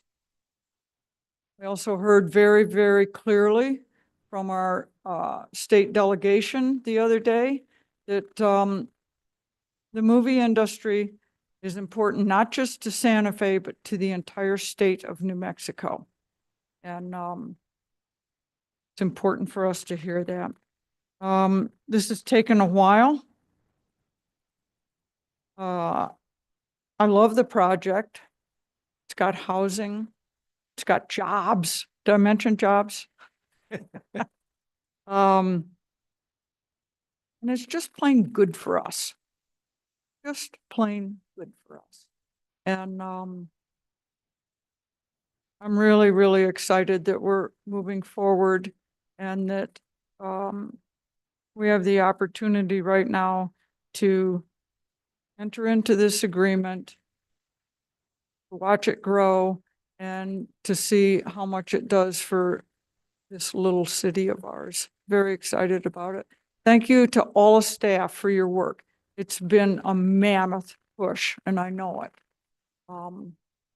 And I think you did a very, very good job for us. Thank you, Mayor. Thank you, Counselor. Counselor Faulkner. So I want to start by thanking staff because I know I've had many conversations with staff about this project. And I've grilled you guys a little bit on a lot of things. And so I just want to appreciate the work you guys put into this. I know that in weighing the long-term benefits, this property needs an anchor project that's going to bring more business in, bring more developers in. We have to start somewhere. And the position I'm taking is that I'm not going to be afraid of the risk of some of the things that might be challenges moving forward, but we have to move. We cannot not do anything because we're waiting for some other thing to happen. We have to move on this property. Primarily, I have to concur with Councilor Lindell. We're paying a fortune for this property. And then you put in I'm very concerned about affordable housing. The developers agreed to do affordable housing. I feel like there's a lot of positives here, and it is definitely difficult to put a number on some of these intangible benefits. But I do know that if we don't make a decision and get something happening on Midtown, it's going to continue to cost the city and the taxpayers of the city more and more and more money. And so I think this is a good anchor project, and that's all I have in here. Thank you, Counselor. Counselor Mayorworth, questions, comments? Thank you, Mayor. Thank you, Mr. Hernandez, for being here again. I just want to emphasize the housing piece on this. So tell me what our plans say about housing for the whole Midtown campus. In the community development plan, there's a requirement, that of all of the units developed at Midtown, 30% of them will be affordable. And the way that we will be achieving that is we will be setting aside at least 4 parcels for the development of 100% affordable housing project. How many units is that? 1,100? The total units projected in the community development plan is 1,100 units. Yep. Mr. Hernandez, if I can interject, the 30% is a floor. It's not a ceiling. That's correct. I was getting there, Mayor. I'm sorry. I think it's important as we make these mathematical calculations, we're not saying that's the limit. We're saying it can't be less than that. So back to you guys. Councilor Mayorworth, you still have the floor. I have a breakdown of the amount of units that we projected to be built on the affordable housing sites themselves. So we projected that on the 4 affordable housing sites, that would be 195 affordable units. And on the market rate residential, there would be 135 inclusionary housing units. So out of that was out of the 1,100 units. But with this project, we're adding an additional anywhere from 100 to 150 units, which will increase, again, the number of affordable units overall. We will always maintain as a floor 30% of all units built at Midtown will be affordable. Yeah, and that's exactly where I was going, is that, and I've always said this, and, Midtown represents our biggest and best opportunity for adding affordable units. And Councilor Cassidy always chimes in and says, yeah, well, somebody just stole mine, so we're just playing it down the road. So she'll say that also Midtown's not going to solve all our problems, but she can say that when it's her turn. But I will say that that when we first set out, we have been talking about this floor that, we would look for other opportunities. And here, in fact, proof of concept, we have a development proposal that is adding housing, affordable and a portion of it affordable housing that wasn't in our sites. And so this is, I've gotten, the reason I'm emphasizing this is I have gotten emails from people who are very worried that we're not doing enough around affordable housing. And I just want people to know we are very cognizant of the opportunities and the need for affordable housing with this property. And in fact, this particular project is going to prove that the 30% is that we initially outlined is just a floor, because this actually is adding to what we had outlined as the floor. This is additional. So I do think that's an important piece of this. And I just want to make sure that the community understands what this project is bringing in an area that we've prioritized, which is, again, affordable housing. There has been a lot of work in this proposal. I think it was an RFP. Can you take me through that just quickly? I think it's important that the community knows that how hard you all as staff have been working on this. We had an RFP for 2 years. Yes, the RFP was released within a day or two after the master plan was approved in December of 2022. We got responses on March 2nd of 2023. By July of that same year, 2023, we entered into the exclusive negotiation agreement with the developer. We're here today. The bill was introduced in October, and the vote comes today in December. So it's been since December 22 that RFP was issued. Right. And you've been in an exclusive negotiating agreement. We approved that. We said, yeah, you work only with this developer and see if you can come to an agreement about these parcels. And in fact, that's been going on for 1.5 years. Yes, it's July of 2023. Okay. So I lot of work, a lot of staff work. And I think that's why my colleagues are all pointing to the staff and thanking all of you, because this is been an ongoing project. There have been a couple different folks who've circulated through. So thank you to Director Brown and Karen Iverson for being here tonight. Their work in this should also be noted, as well as, of course, yours and the City Attorney's Office, Pat Fagali and Aaron McSherry, and I'm sure there are others that I don't even know about. But these kinds of things aren't done lightly, and I think you have been going back and forth for 1.5 years to make sure that the city is getting a project that aligns with the vision that's in the community development plan, that's in the master plan, and that is something that, you all have worked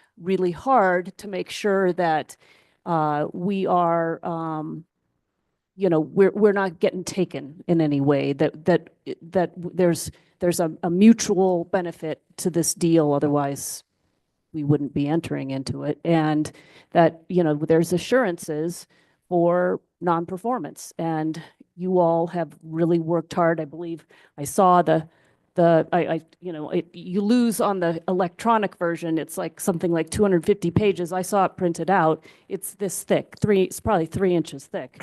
So about what happens, we have a memo dated, in all my papers here. I didn't print out the 250 pages, but December 4th from the City Attorney's Office about what happens with defaults and remedies under the development and disposition agreement, that 3-inch thick document about all the things that have been negotiated to make sure that the developer performs, and what happens if things don't work out quite the way, and how we get compensated, or how we what happens to make sure that our interests are well represented if something goes wrong. So I think that I just, again, want to acknowledge the amount of work that's gone into this. I think there have been a lot of assurances that this, and then just there's a lot of excitement about what this is and what it'll do. And I agree. I think Anchor Project has been used. I think you used Cornerstone Project. this is going to be really important in creating excitement and starting to get a kind of a snowball rolling about the things that can be done in creating the vision that has been outlined. And I just want to thank everybody who's been involved in this, because I think we're at a really important inflection point. So thank you all. And I think that's really all I have. Thank you, Thank you, Mayor. Counselor. Counselor Cassett? Thank you so much, Mayor. Next time I want to go before Carol. She took like half of my things. It's fine. We've all spoken about this so much that I feel like you could ask us to role play any one of us and we'd be able to, put on those hats and cover those points and come up with our own catchphrases. Anyhow, thank you, Daniel. Thank you, Mr. Hernandez. Thank you so much for being here. And thank you, Phil, wherever you are, for also sticking in with us, as I know this was a really long process. I do also want to underscore what Councilor Maraworth just started with, how long of a negotiation this was, and really recognizing our staff. And I think that's really important when we start to talk about, this conversation around what was agreed upon, what price was agreed upon with the dollars, what community benefits were agreed upon, that this was not something that was just thrown out one day and was like, yeah, sure, why not? That's fine. This was the result of a lot of conversation. We have incredible staff that work incredibly hard for this city. They are public servants. They care about this community, and they are doing everything they can to do right by us. And so Ms. Fagali is here, as mentioned, Director Brown. It's so lovely to see you. It's miss you a lot. And Ms. Iverson is here. We had Alexandra Ladd on earlier. Yeah, well, yes. Thanks. But really all these individuals who I just have the utmost respect for. And I'm so excited to see you all in chambers or on the screen today. I'm very excited about this project. I've been excited about Midtown. I don't think that is a surprise to anybody who has watched any of these. As the other District 4 counselor, I am there with Counselor Chavez around how much of an investment I see for this as the community. And when I say investment, I really mean social investment. Again, one of the many lines that I'm sure somebody else would say about things I've said is, that we look at the financials, we look at the dollars, but for me, Midtown has always been about what are we going to build for this community. I know we had a lot of conversation around community benefit. What does that mean? As one of the counselors representing this area, I know that things like a restaurant that they could walk to was really important. I heard that a lot. As the chair of economic development, and two of the members were here today, thank you so much for coming to speak to that. We've had a lot of discussions around what Midtown is going to do for the opportunities for our community, for keeping young people here, and for getting some of us, I think I'm still considered young. I don't know. I turned 40 in, 14 days, 15 days. So maybe not. But getting, my peers back, the people I went to high school with, and so much comes back to, there's no jobs, there's nowhere to live.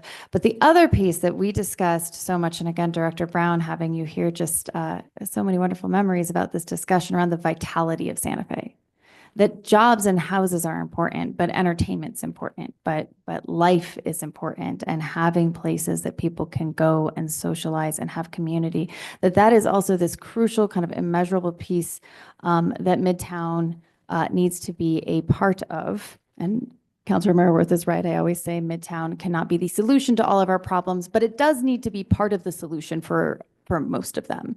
And I would say this about this project as well.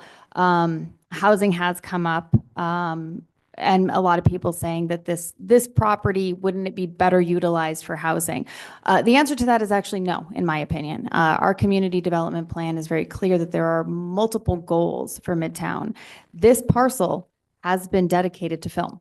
So that is the best use for this parcel, because that is what we said we wanted at the Garson Studios. We wanted them to remain film studios. We wanted to build the film community. However, there are still 64 minus 11 acres, 53 53 acres of Midtown that we will be continuing to build. So this is one piece of this project. It's providing a lot of what we asked for in the community development plan, and it cannot fulfill the entire community development plan, but it really is doing an incredible job getting there. I think I've probably said everything I want to say for this. I am very excited about this project. I'm extremely excited to see Midtown start to take off. I really do think that this is the beginning of something very exciting, and I look forward to when, similar to the rail yard, we're able to reminisce on, when this was a pile of dirt that zombie films were filmed on. Without any sets needed, and turning it into a really vibrant community center where we are, able to live, work, and play. So thank you all so much for the work. Thank you to staff. Thank you to Phil. Thank you for everybody who's been involved. And I'm very excited to get started on this. Thank you, Counselor. Counselor Lee Garcia, sir, you have the floor. Thank you, Mayor. I just wanted to maybe just address one thing that I think was brought forth by someone in the community that gave testimony earlier. And it was in regards to how is the development process after, obviously we're here to discuss and approve a sale of property.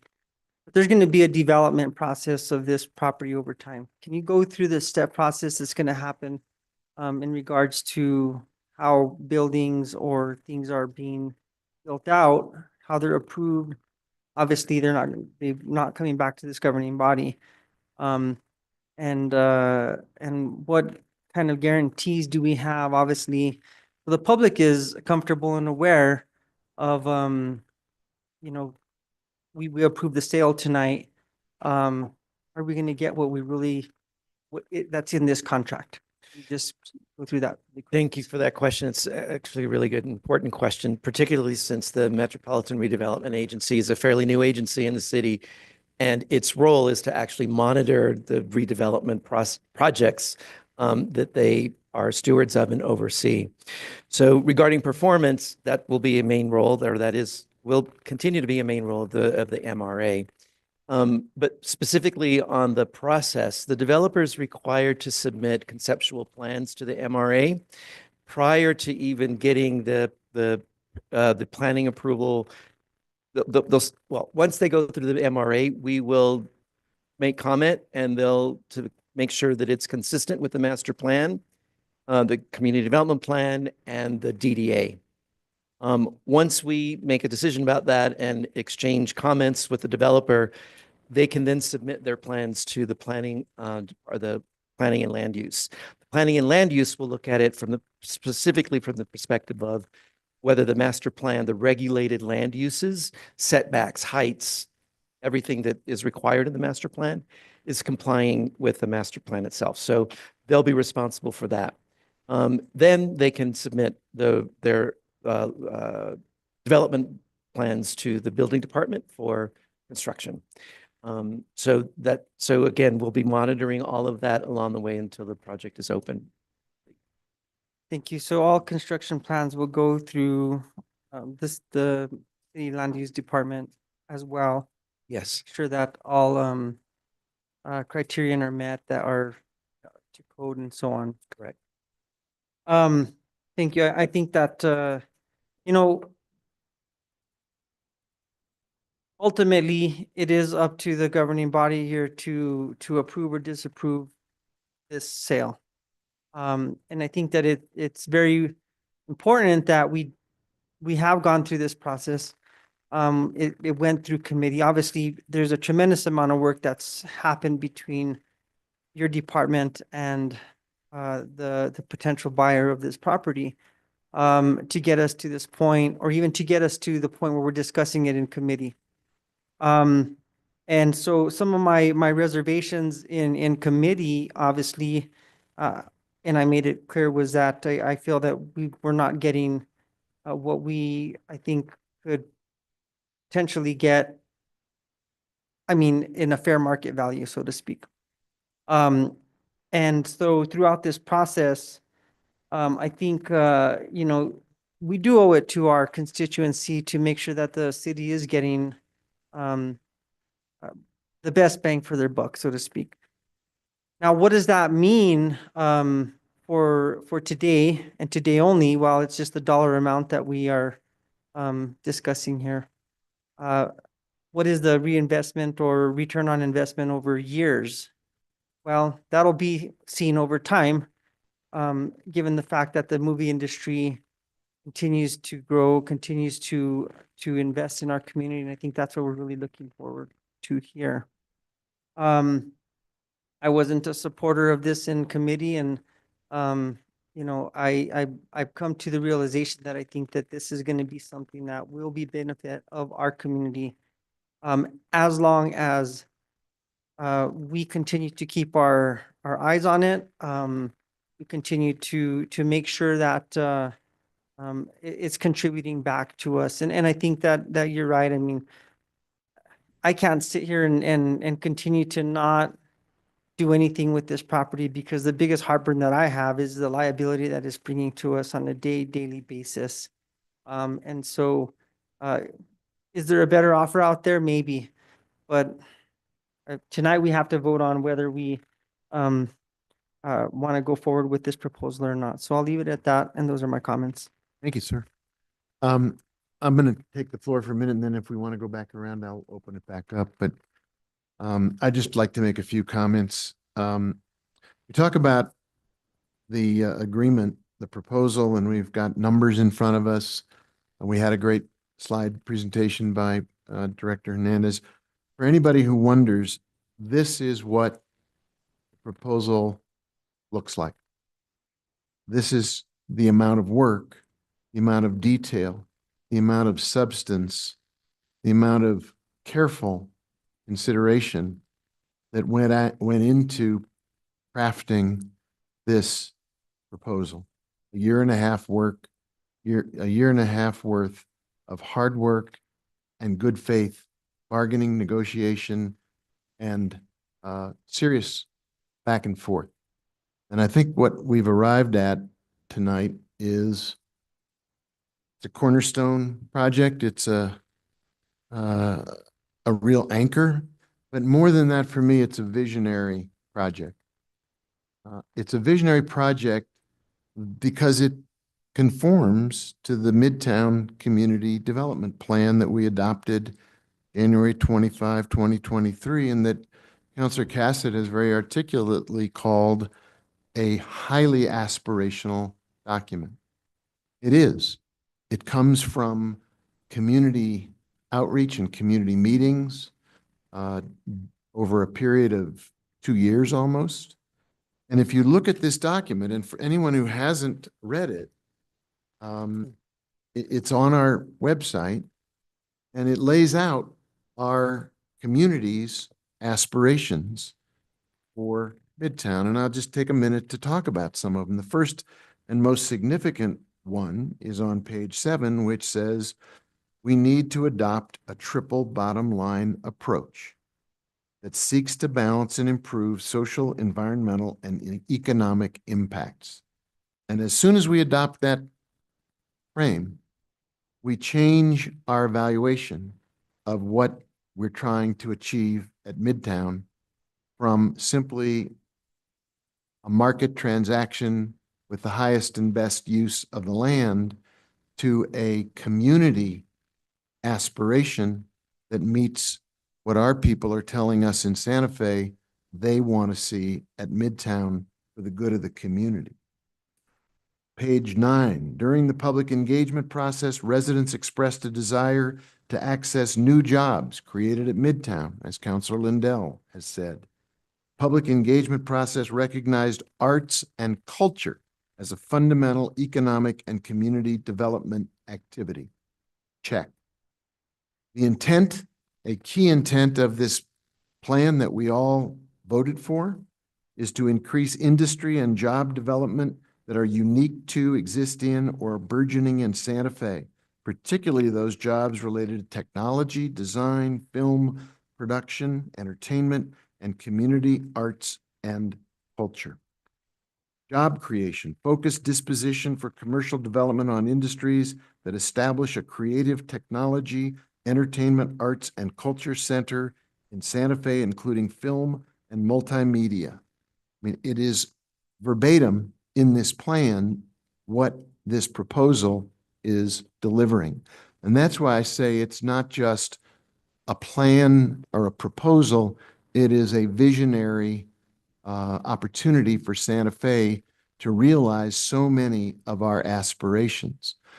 We were named again today, this week, the best small city in America for filmmakers. Second year in a row. Voting for and approving this project will continue that amazing standard for Santa Fe to be a national example, a beacon for film and digital entertainment to happen in this community, and for people who live and work here to participate in those industries that are absolutely essential to our economy, but also to the nation's economy and to all of the platforms that are producing content today. That's why I think it has enormous potential, not just for our own community, but as an example for other cities to learn from, how to go beyond just renovating studios to producing a village dedicated to all of the aspirational elements in our community development plan. I want to thank everybody who came out tonight to speak. It's already late, but your comments were heard loud and clear. The people who sent emails on either or any side, raising questions or supporting this proposal. This is the best of Santa Fe, is when we talk to each other and with each other to arrive at an understanding about something as critical as the future of Midtown. To our partner, thank you for hanging in with us over a 2-year journey. Tonight is a red letter night. It's a real moment for us to make a big difference at Midtown, but beyond Midtown. And it's taken a lot of hard work and a lot of persistence and willingness to come together to meet what is a win-win proposal in my mind, and also to the staff, everyone who has participated. It's to produce this level of detail and this kind of specificity, this kind of carefully crafted agreement takes not just hours, but months and indeed 1.5 years of hard labor to get this done. So I am not just voting in favor of this proposal. I am enthusiastic about what this represents for our community and for what happens next at Midtown and in other parts of the city. We just had an announcement earlier last week that Tierra Contenta Phase 3 has a new master developer. That's another affordable housing development on the horizon. I think these back-to-back accomplishments really acknowledge that the city is moving and moving in the right direction to meet the needs of the people who live and work here and want to continue to have that opportunity for generations to come. So I appreciate everybody speaking up, speaking out, asking hard questions, and coming to a vote. If we want to go back around, I open the floor again to anyone else who wants to make a comment. Councilor Cassett, we won't necessarily go in order. We'll just raise hands. Thank you so much, Mr. Mayor. I just also wanted to recognize Jennifer Labar Tapia, who is the director of our Santa Fe Film Office. Not only is she now going to have more work to do, so thank you for that, but also the work that she has done that has created the environment for this to be such an exciting project. And I know it's been a lot of work, and she is a consummate champion of our city and of the film industry here. So I just wanted to make sure that we recognized all of that is coming to fruition for her, and that will build into some larger projects as we continue to grow. Thank you. Thank you, Mayor. Other comments at this time? We have a motion as amended on the floor. Madam Clerk, do you want to call the roll? Yes, Counselor Cassett, Yes. Counselor Castro, Yes. Counselor Chavez, Yes. Counselor Faulkner, Yes. Counselor Lee Garcia, Yes. Counselor Michael Garcia, Yes, and I'd like to explain my vote. Counselor Lindell, Counselor Romero Worth, Yes. Mayor Weber. Yes. Counselor Garcia, you have the floor to explain your vote, sir. Thank you, Mr. Mayor.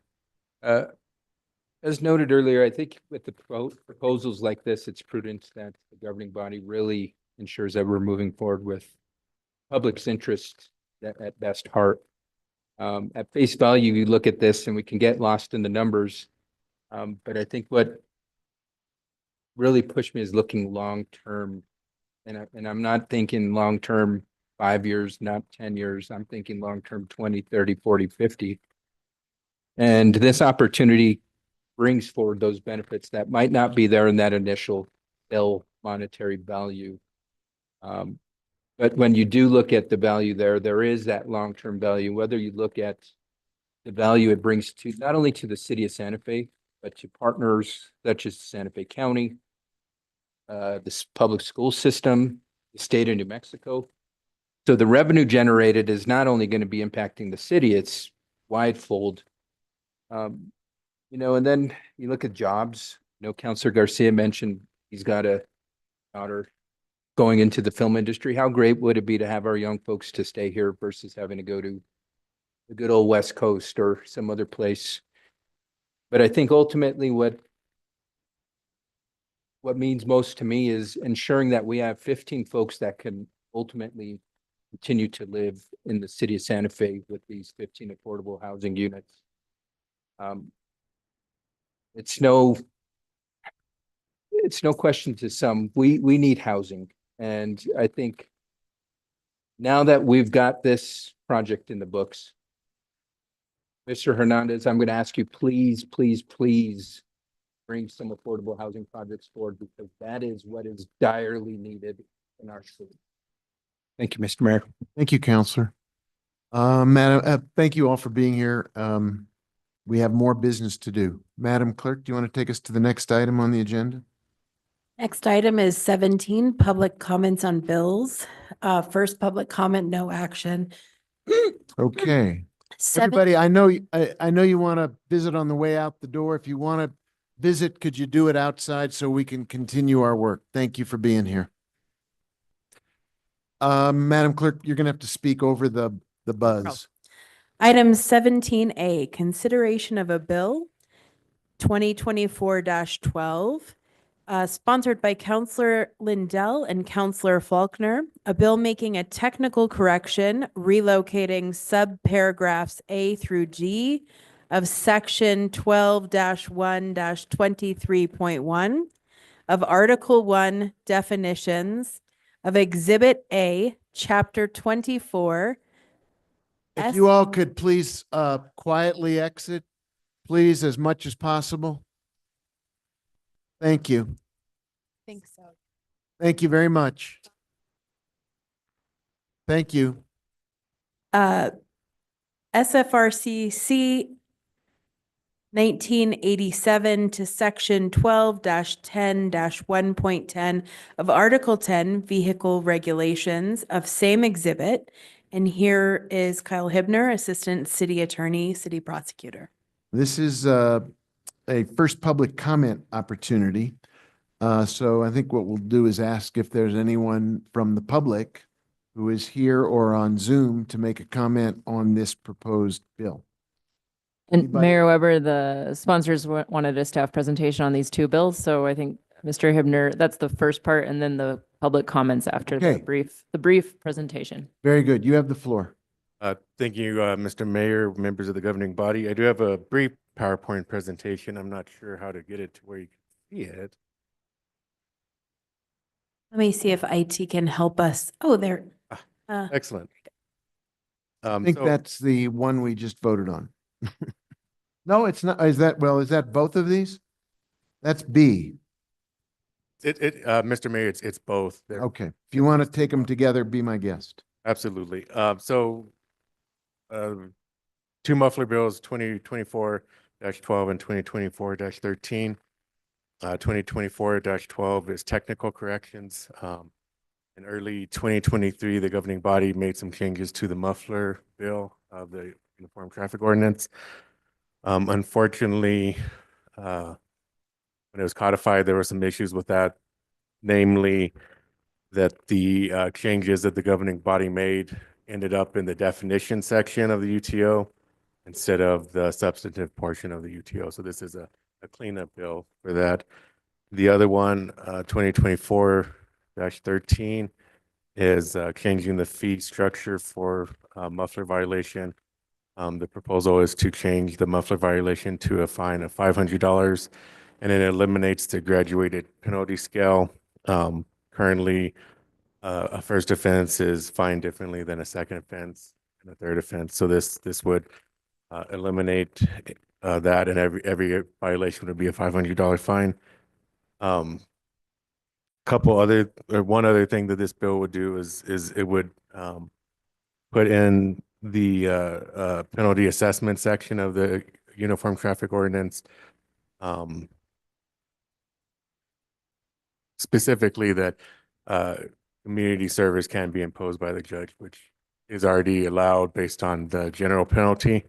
But this puts that ability for the judge to order community service instead of the fine.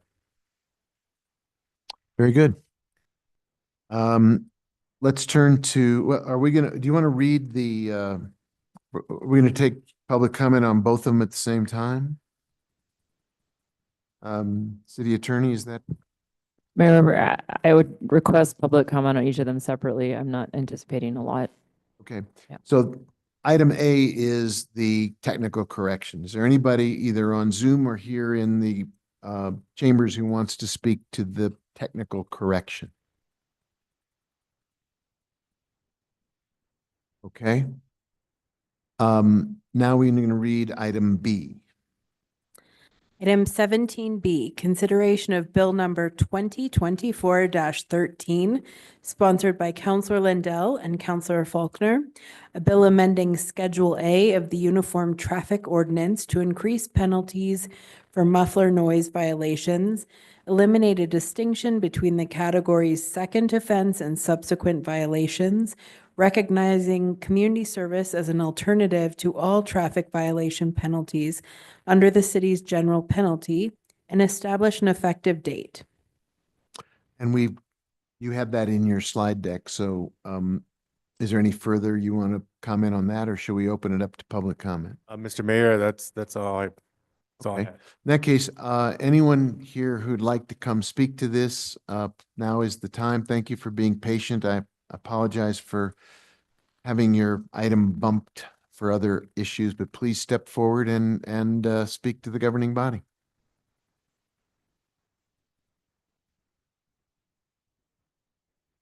You know my address, name Molly Langley. It's late. Normally I'm in bed by now. I bet you guys are too. Some nights, many nights in the summer, I am not sleeping because we still hear the mufflers roaring. So yes, we are in support of raising the fine to $500. I know it's a boring bread and butter issue. People will say sarcastic things about the fact that nobody enforces it. But I was delighted to hear apparently we're getting more police. Hopefully we'll get some noise cameras. We'll have some other enforcement. Maybe we'll get some support from the film people because they can't do their jobs with people breaking the law outside of their filming. So yeah, we just, it has to stop. I realize it's not your fault and you're not doing it, but we have many, many people that complain about it. Thank you. Yes, please step up and adjust the mic. My name is Yun Hong, and thank you very much, Mr. Mayor and councilors. I support the increase of the fine. It may not be the ultimate answer to the problems we have related to the traffic noise and aggressive driving in general. However, in light of the positive plan that you all are entertaining through St. Michael's Drive with the Midtown campus and the perspective, prosperity it would bring, housing, etc. But imagine loud muffler noise running through at a high speed through St. Michael's Drive. Where that occurs, St. Francis, Cerritos, these main arteries. That will detract from this vision that you all hold for a significant improvement in the city of Santa Fe. Thank you for being here. Yes. You have the floor. Mr. Mayor, councilors, nice to see you. My name is John Paul Gonzalez. I am the organizer of our local Santa Fe Cars and Coffee, as well as the director of the Santa Fe 500 Auto Tour. So you might say I'm an auto enthusiast. This past summer, we had a number of our Cars and Coffee events absolutely spoiled by cars rolling through with loud mufflers. Our event has about 120 cars that show up. We're at the PERA building parking lot. And just by cars, these loud muffled cars passing through, we had police called on my event, which is a peaceful, quiet event. Electric car enthusiasts who like to get together once a month. And I just want you to know that making a car that loud, it's not an accident. It's a choice to install a very expensive muffler system. Often these things cost $1,000 to make a loud exhaust or put a loud exhaust in your car or more. And so there's kind of two ways to approach this. The way the EPA does it is they impose quite hefty fines for violations of the Clean Air Act. For a manufacturer, for instance, who violates the Clean Air Act, they start at they start with thousands of dollars, and then every single day when the manufacturer is in violation, they are penalized every single day. So the other way is enforcement, which is, I'm glad to hear that we might have more police, but they will probably get occupied with emergency calls, things like that. So to give this ordinance real teeth, I would say $500 is not enough. You really have to consider making these things, making the fines that people won't want to mess with it, or else I would say. Anyway, I think noise pollution deserves as much attention as air pollution. So don't be afraid to put the hammer down on these people. Thank you. Thank you. Anyone else on Zoom or who wants to speak on this bill? There are no attendees in the Zoom room. Okay. Next item on the agenda, Madam Clerk. Next item is 18A, final action on legislation, consideration of Bill 2024-2, adoption of an ordinance number 2024 TBA, sponsored by Councilor Lindell, a bill amending SFCC 1987, Section 12-3 pertaining to the public display of fireworks, recognizing the fire department will apply the International Fire Code to the public display of fireworks, making other terms consistent with the International Fire Code, and providing for governing body approval of public fireworks display permits without legislation. And this is a public hearing, so let me first entertain a motion. Approve. Motion. There's a motion and there's a second. Anyone in the council chambers or on Zoom who wishes to speak to this this bill? Any questions from members of the governing body regarding this bill? It's been through the committee process, but there may be additional questions. Seeing no hands. Mayor, councilors, I think this has been delayed to January 15th. Oh, really? That's what the agenda says. I think there was a notice issue. I missed that. Oh, yes, so it says at the bottom. All right. So we will carry it over to the 15th. Madam Clerk, do you want to take us to the next item? Yes, item 18B, consideration of bill number 2024-15, adoption of ordinance number 2024-TBA, sponsored by Mayor Alan Weber, a bill granting Easy Fiber Texas LLC a non-exclusive. Sorry, it looks like this has also been postponed to 115 due to a noticing issue. Yep, same situation, and I see a similar thing. Well, where are we with item C? Item C can move forward. So item 18C. Okay. Consideration of Bill 2024-16, adoption of ordinance number 2024 TBA, sponsored by Mayor Alan Weber, a bill related to ethics and campaign review board nominations, amending section 6-16.1 of SFCC 1987 to remove the requirement that the First Judicial Bar Association submit at least 8 nominees, for which the 4 attorney members must be appointed, and requiring that the city clerk solicit nominations for board members from a variety of local sources. Let me get a motion and then we'll see if anyone wants to speak to this. There's a motion to approve and there's a second. I again wonder whether anyone is in Zoom or in the chamber who wants to testify on this. It's a public hearing. Seeing no hands either in Zoom or in the chambers, is there members of the governing body who want to ask a question or speak to this item? I see no hands going up. Madam Clerk, could you call the roll? Yes, Counselor Castro? Yes. Counselor Chavez? Yes. Thank you. Counselor Faulkner? Counselor Lee Garcia? Yes. Counselor Michael Garcia? Yes. Counselor Lindell? Counselor Romero Worth? Yes. Counselor Cassett? Yes. Mayor Weber? Yes. Motion passes. Motion carries, and I think that completes the agenda for tonight. So happy holidays. Thank you, everybody, for a productive evening, and we are adjourned. Happy Happy Guadalupe Day in like an hour.